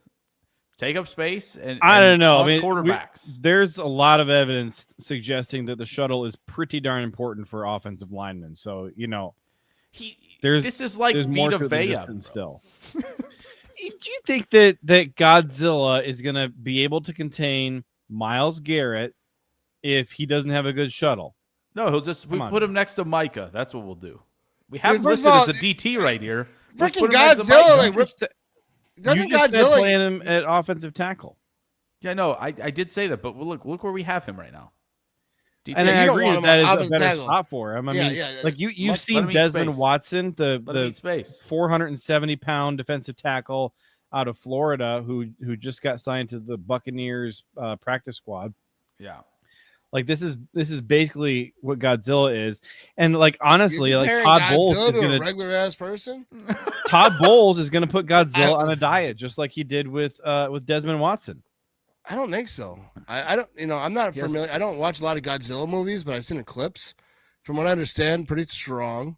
I feel like you're not moving him off the ball. There's just no way. Yeah, I feel like he's gonna line of scrimmage, just stay in the line of scrimmage. Probably gonna have a good time back there. Like they're not gonna be a problem for him.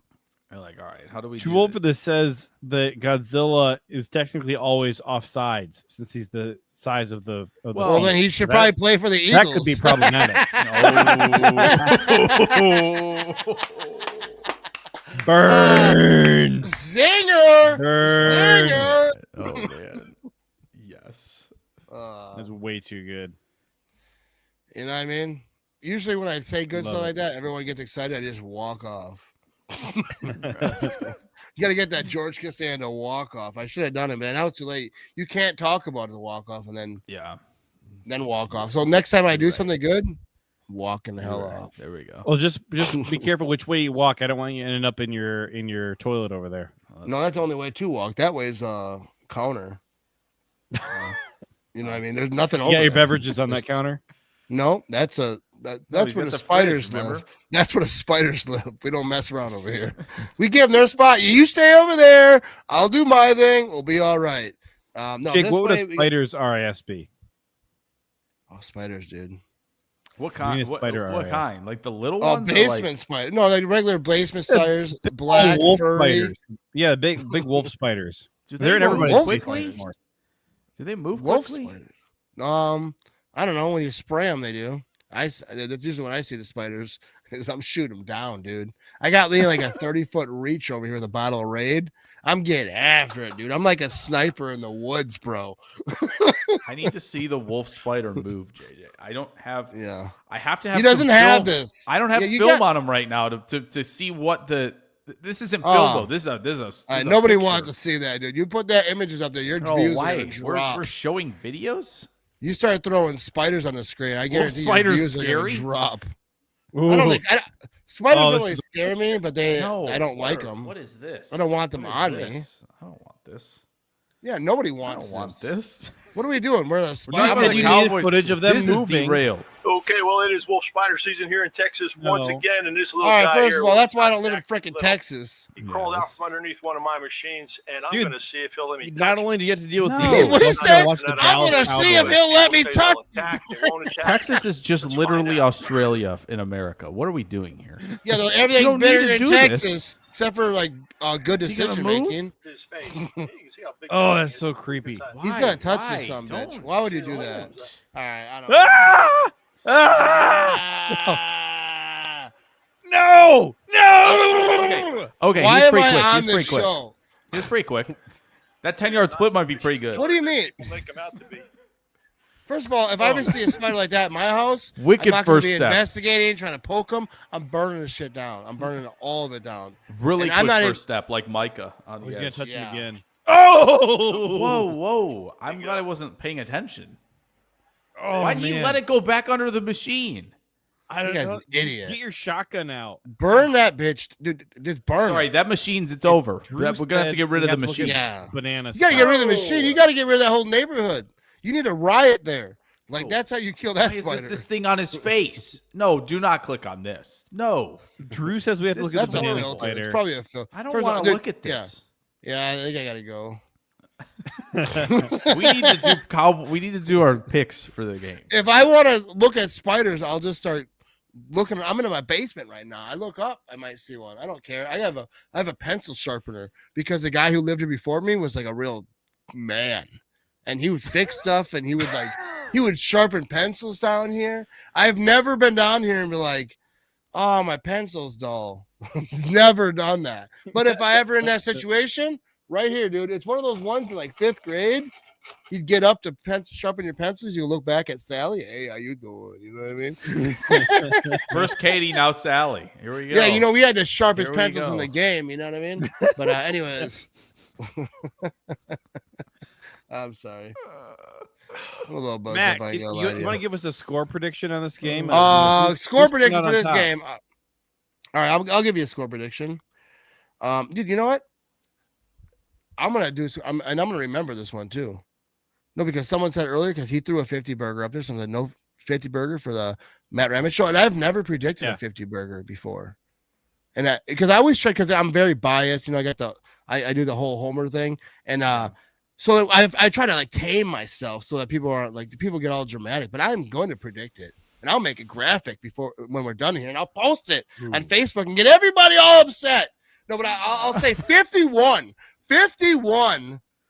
Nice. to 13. Let's keep it going. You know what I mean? No, but I do think the Packers could just light a fire. You know, why not? I think there could be a lot of defensive points. I think Micah Parsons, that's what defense to be fired up. I think the Cowboys are just in shambles right now. They got beat by the Bears by a good margin. If you get beat by the Bears, and you get beat so bad by the Bears, even ESPN's like, maybe this team's good. Caleb Williams has arrived, and they're getting all jacked up. They're doing all this stuff. Next week, they'll be talking about, I guess we were wrong on that one. Caleb Williams with 3 interceptions or whatever the deal is. But like, yeah, I think the Cowboys are a bad football team. And if Jake disagrees, then I take it all back, and I was just kidding. Because he seems like he knows what's going on. Yeah, no, I think, I mean, again, kudos to Caleb and all that for playing well. We literally forgot that Russell Wilson threw for 450 in week 2 against Dallas, and you saw that if you saw the Chiefs game, right? Like, you saw him hit the upright, throw the football down the tunnel. He was terrified at the goal line. Like, very clearly, like, what happens when you go from Dallas to a defense who's at the very least for the Chiefs, like, middle of the road. So, yeah, JJ, are you going first, or you want me to go? No, I want you to go first because I went first last time. All right, I like how you guys really, you know, we're going fair about it. You want me to go first, or you want to go first? Yeah, we're gonna try to go for 2 in a row here after last week's very nice prediction. Sadly, that was correct. I'm gonna go 34-24 Green Bay. I think that there is a chance, because of how good Dallas runs it, that could be, you know, a factor early. Maybe they're trying to shorten this game. Yeah, hey, I picked the 50 burger because you said it earlier, and now you're over here 34-24. It's gonna be a close one. I now think you got 50 me. burger is within the realm of possibility for sure, Right, because and of I'll go how with good it. they are. They put a 48 2 years ago, right? And that team had Parsons on it. So, you know, I don't think a 50 burger is out of the Let's question, do it. but I do 51. think like 51. it Why could not? be, yeah, 51-13. I want to see it. I would like to say that's the difference between us. Like, you're like smart, and like figure it out, and I'm just like, what the hell? That seems like a good score. That's totally. And I'm pretty sure I was the only person, and just kind of like to be funny to pick Cleveland last week. So who knows? Nobody knows anything. We're just, Oh yeah, we definitely know. I mean, so it's the some deal. people know more than others, but like, yeah, I'm not one of those Even people. still, like predictions and forecasting is. Oh yeah, it really is, because that is like how the NFL is. Like, you look at the Packers, like the first 2 weeks, everyone was all high on them. Like, then we talked about they lost, now they're all low on them. Then now the Bears they're all high. Everyone's down on the Cowboys. The Chiefs, they're struggling. Like, that's what it is week to week. And if the Chiefs win 3-4 games pretty convincingly, now they're gonna be like, oh, the Chiefs are back and they're the greatest team in the world. That's kind of how the NFL is. It's week to week. Like, that's why that Browns game ticked me off, because that was a close game. You got to squeak that one out. You got to figure it out. Like, so many things went wrong because those games matter. But now we're on to the Cowboys. Stop the hell out of them, and people are gonna forget about it, especially being an AFC loss. So you know what I mean? I forgot what I was talking about. But yeah, just go in there and beat the crap out of the Cowboys and make it convincing. Make Cowboy fans cry. Make men leave in the third quarter out of the living room and go cut the grass because they're just so infuriated. They don't want to think about stuff no more. That's what I want to happen. All of Houston, all of Dallas, out there just cutting the grass, doing yard work, hacking trees down because the Cowboys are getting humiliated again. Honestly, that'd be incredible, because then people be doing it late at night, because it's a Sunday night game. Oh, yeah. Got them so razzled that they're out there doing yard work during the night. Like, that would be incredible. Yeah, honestly, Dallas, I'm rooting for that. they could probably this guy's weed eating his yard because at 9:30 because he's had enough. He doesn't know what to do now. He's got to go out there at night. He's got a flashlight headband on. And he's out there just getting after it. Exactly. And then the Packer fan next door is like, "Shut it down! We're celebrating over here, bud." Got all the lights on out there. There's a big party going on in the backyard, and this guy's out there out front, flashlight on his head. Like, I can't be here right now. Yeah, dude. Dude, imagine being a Cowboys fan. Well, there's a lot of them who don't have jerseys right now because they burn them. They don't, and they can't watch the game because they're burning jerseys, busting TV. That's what they do. And they always, I always think they're funny with like the busting TVs thing, Cowboy fans, because it'll be like this magnificent living room. Like, you can just tell it's like a really high ceiling, really glorious house, beautiful house, like a 13-inch TV getting smashed. Like, bro, we know you're staging that. All right, you're gonna have to bump it up to at least a 50-inch before I get impressed. You know what I mean? You want to smash a TV. Don't smash a TV under a 50-inch and think I'm gonna be over there tapping a like button. That's what you want my like button. Go to Walmart and get one of those on bringing those in in at 50 inches, and then it's convincing. They took the 65 off of the mount to put that one on so they could smash it, right? Like, that's and they act like we're supposed to be impressed. Like, they're always burning jerseys. Someone has a bad game, they're out there burning jerseys. I would be embarrassed to burn a Packers jersey. So I don't care who the player is. Like, when Favre went to play for the Vikings, that was like the most that I felt like just like gutted like by a player, because I rocked with Favre. Like, I defended Favre so much during those down years. I'd go to war with people on Facebook, like my uncles. There's people I don't talk to still because of those years, because we would just go to war. And when he went to the Vikings, it was just like so brutal. But I didn't like burn his jersey. First of all, who cares?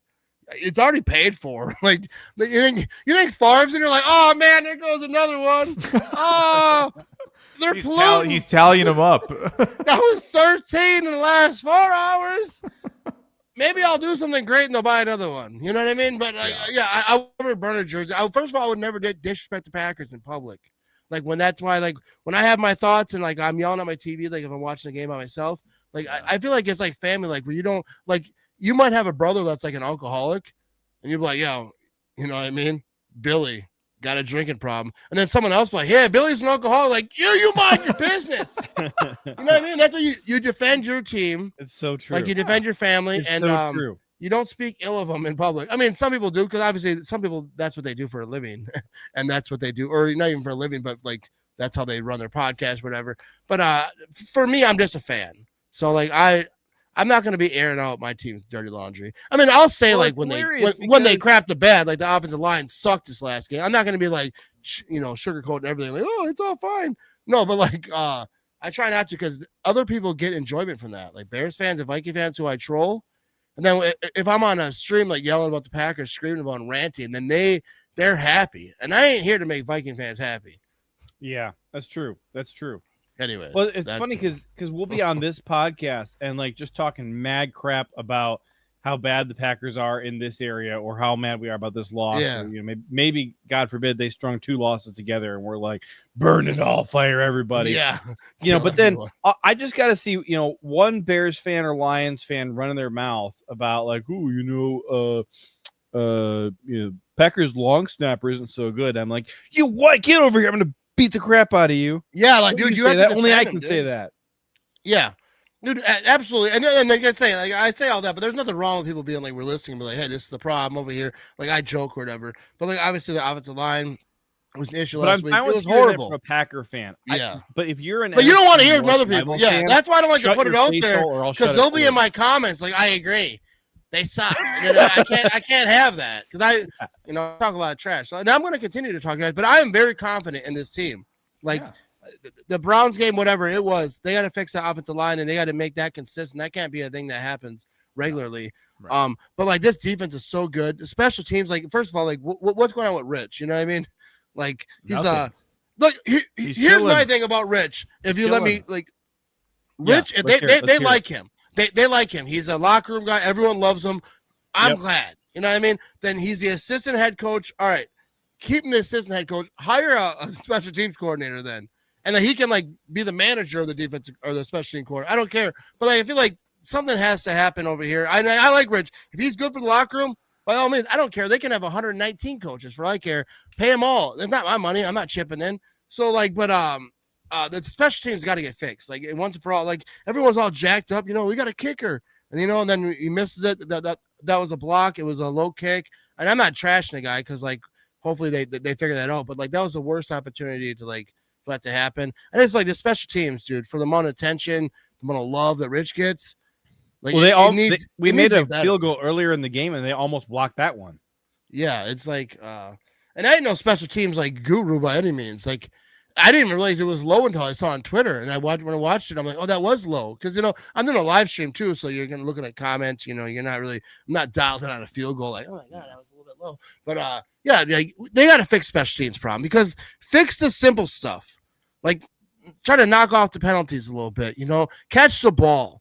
Don't have field goals blocked. Clean up special teams. Don't let long returns. You're not asking like to be the end all be all, but the secondary I feel like is kind of like paying off for it because like I expected that the passing defense 100%. To kind of be sluggish, and they're like really doing their thing. So I guess they're like, hey, we're gonna stop the pass, but we're not gonna stop the rush on offense.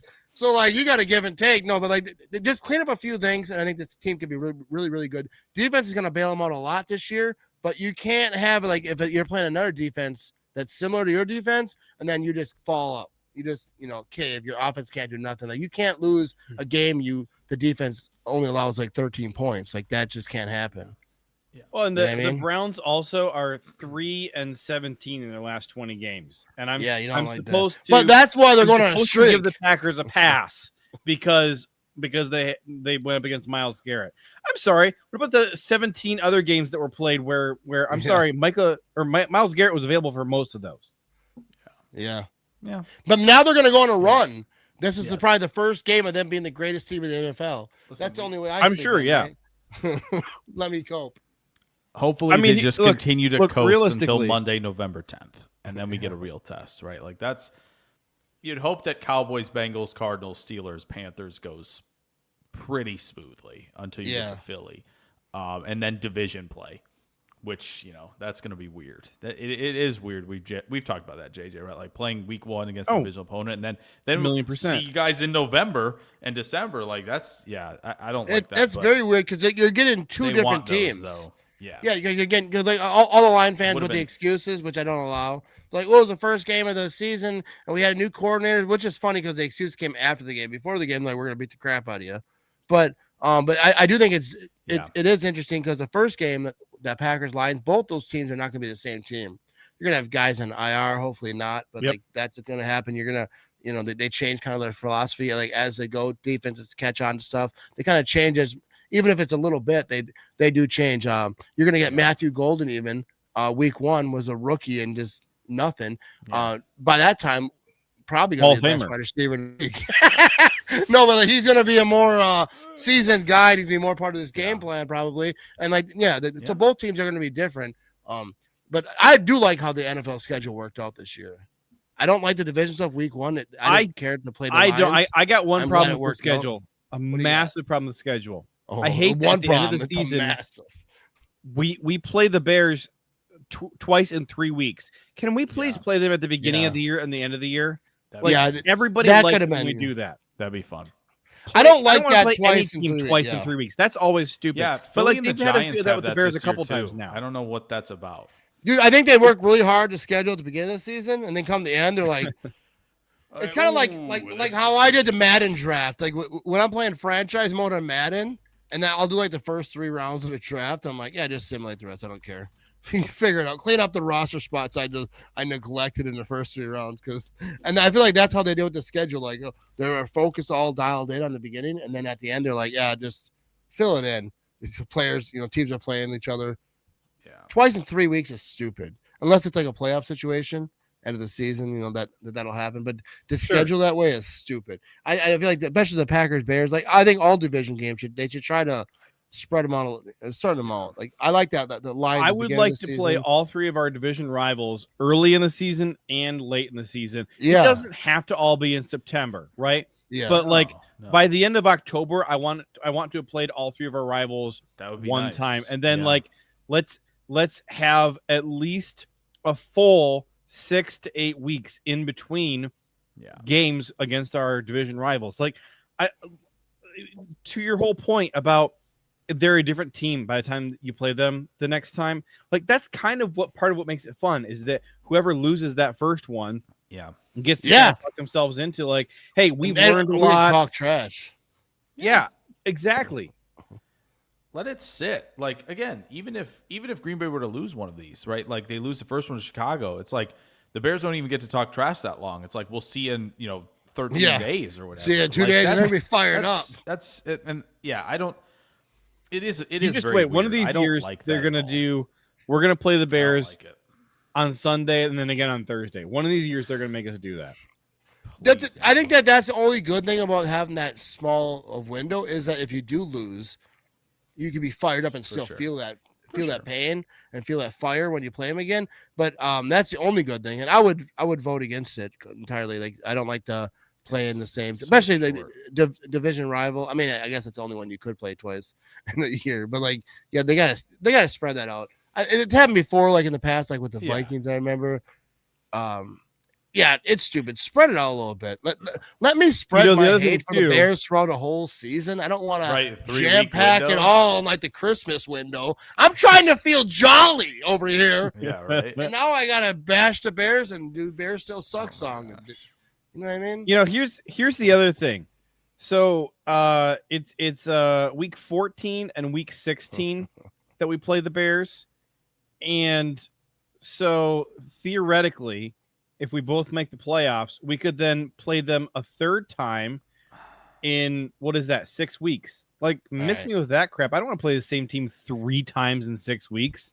All right, that's happened with the Vikings, but don't worry, JJ.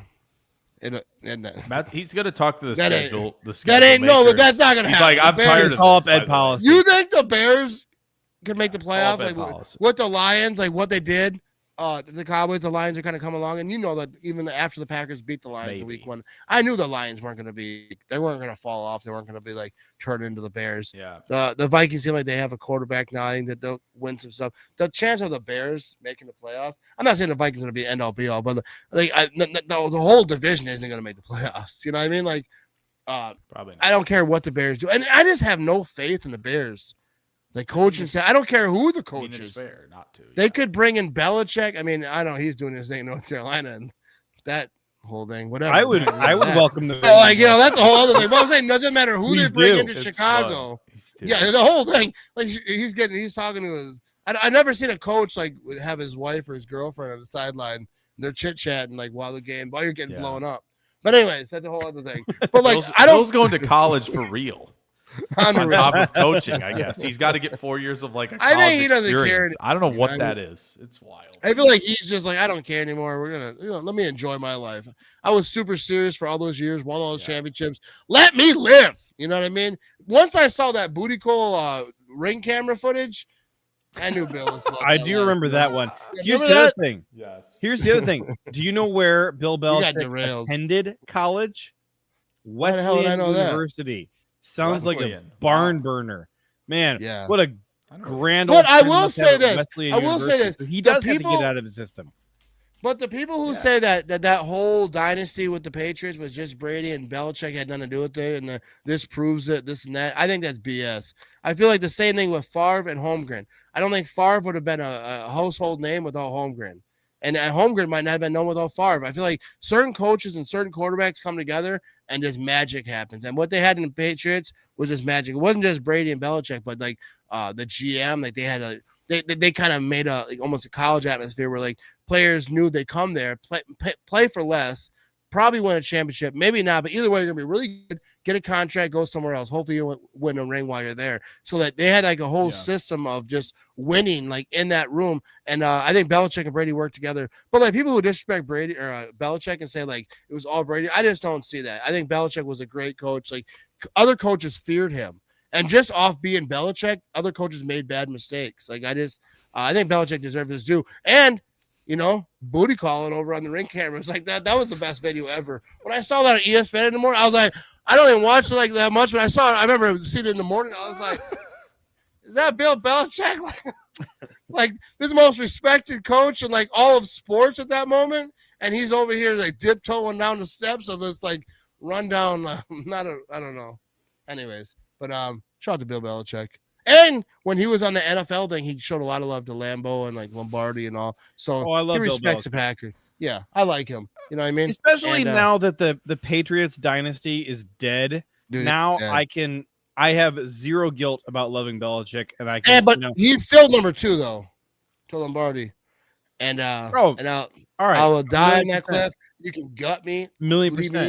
me. Wolves can come eat me. That's where I will be on the hill. But I also think that you can't compare those two at all. But people are going to, and if you're going to, I go history every single time. Lombardi was number 1, but Belichick probably, he got inspired by him, so that makes him number 2 anyways.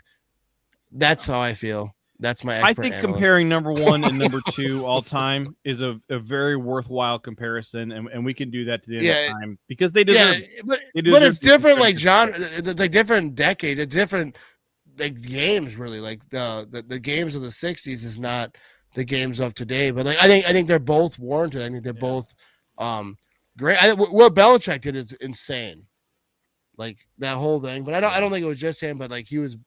I mean, on this podcast, we compare Matt Ramage and Brad Pitt. So yeah, we can compare number 1 and number 2. Dude, that's a good looking. I I feel like I look at Brad Pitt. I've seen pictures of Brad Pitt before. I don't think I've ever seen him look this good looking. You know what I mean? I feel like this is his best view.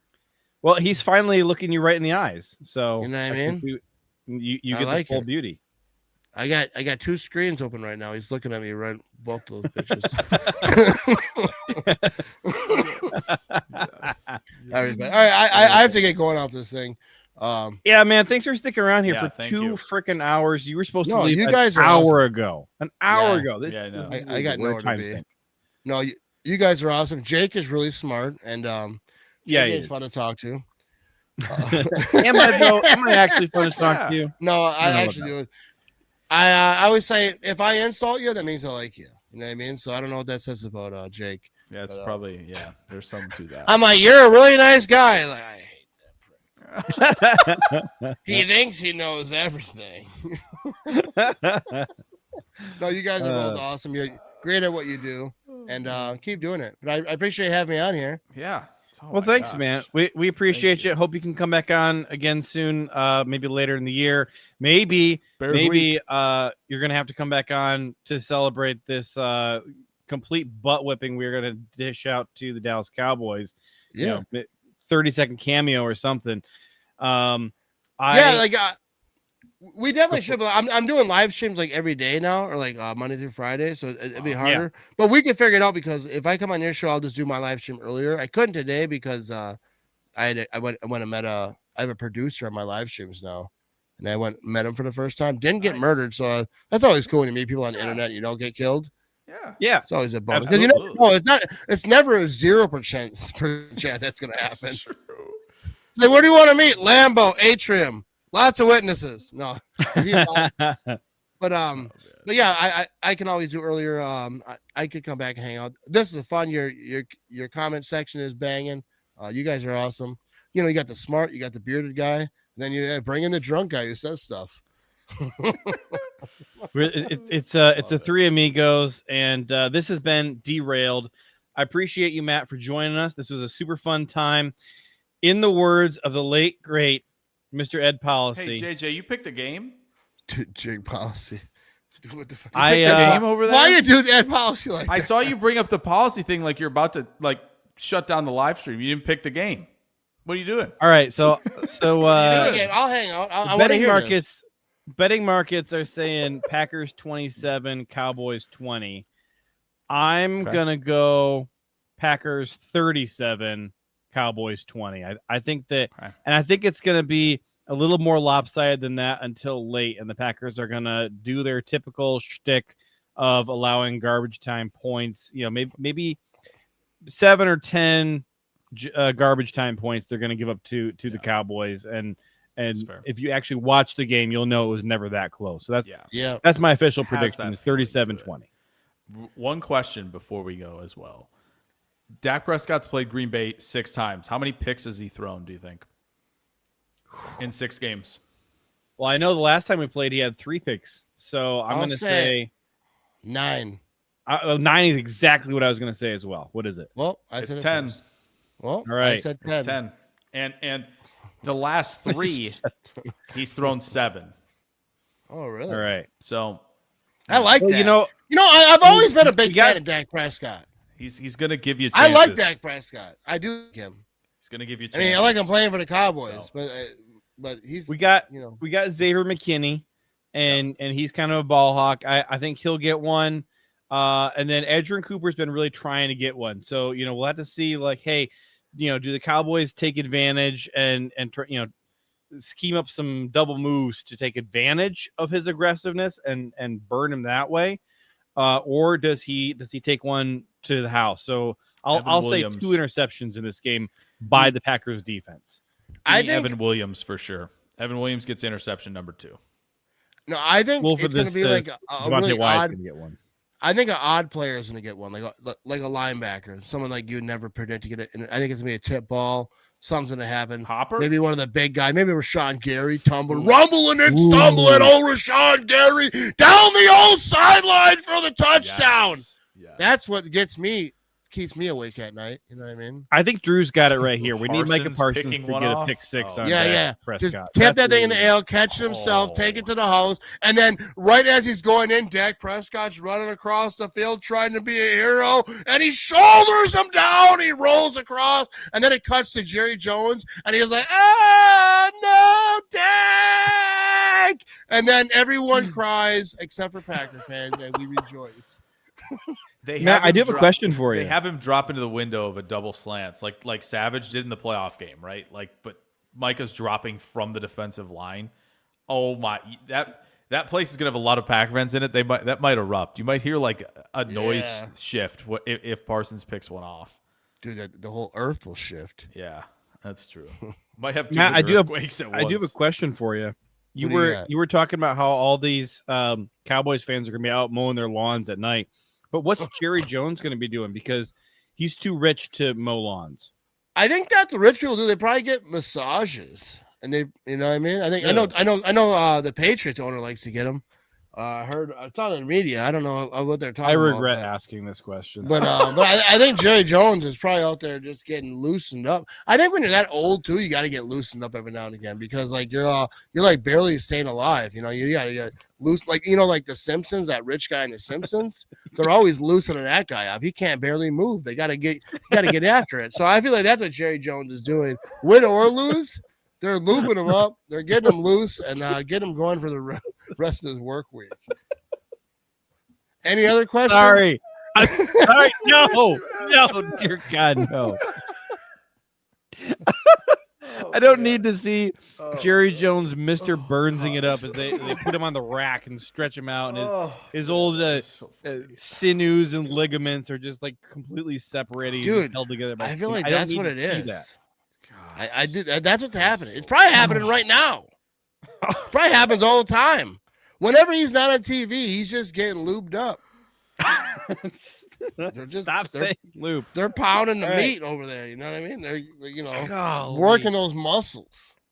Oh getting them man, flexed out. I They don't know if bring we them can up. have Matt back on here.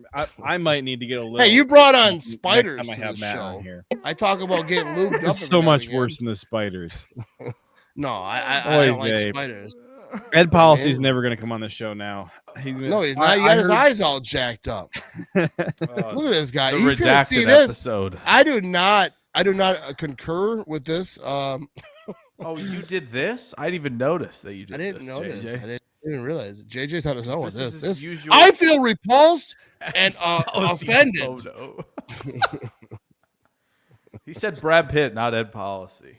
Unreal. We're not on board with JJ. Oh, the This is comments solely on now are no. All right. Oh, Luke It happened Spider- again. The comments are in Wandered.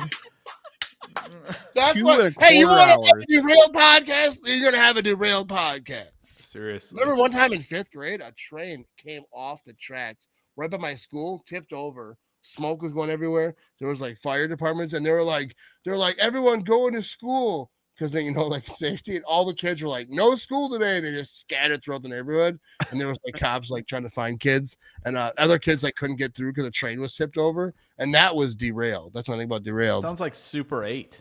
No, it was a good day. I remember we all just hung out. We were just like, hey, no one knows where we are, and it's fine. And we got, and then they found us, and they're all like, oh my god, we were so scared. But they weren't that scared. It was the 80s. Kids were usually on their own anyways. But usually there wasn't like chemical spills nearby. You know what I mean? They're kind of wigged out about that. But anyway, shout out to Fond The chat's just tossing out titles for this thing, and I'm losing it right now. I do appreciate when the chat helps us. See- It's hard to think of titles. Yeah.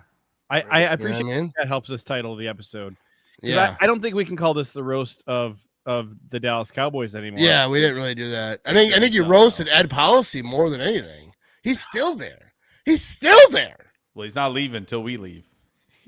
I do have I to just hand farted. out our award. Wait, here. Speaking of awards, here we go. Awards right here.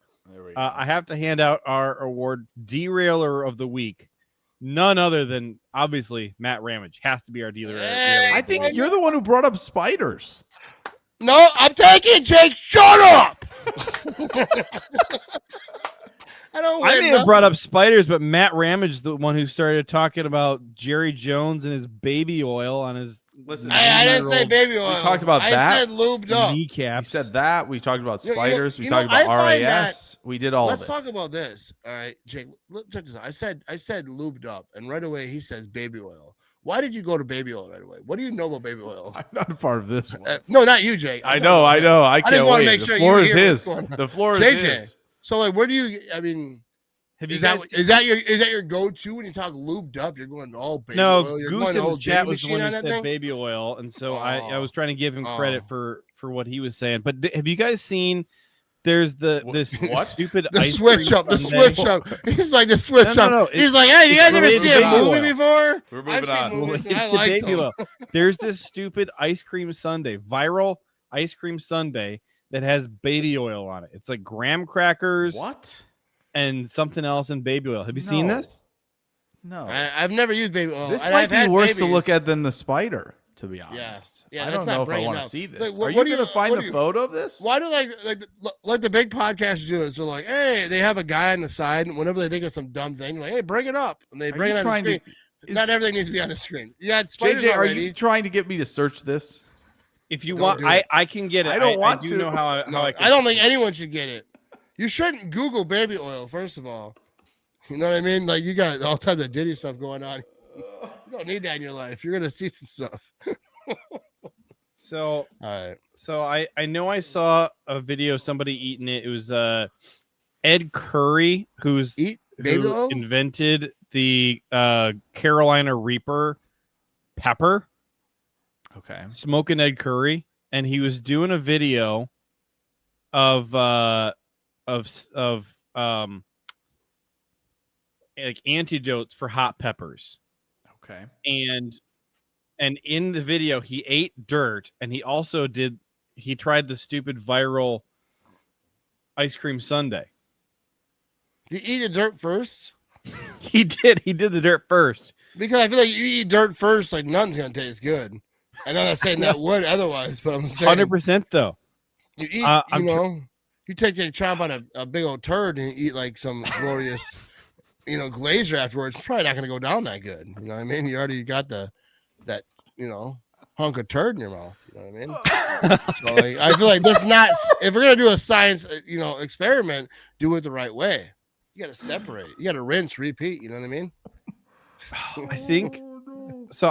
I've just pulled up a video. Listen, here. JJ, I'm sorry I asked what your prediction was for the game. I apologize. I don't know. You should. This show almost ended.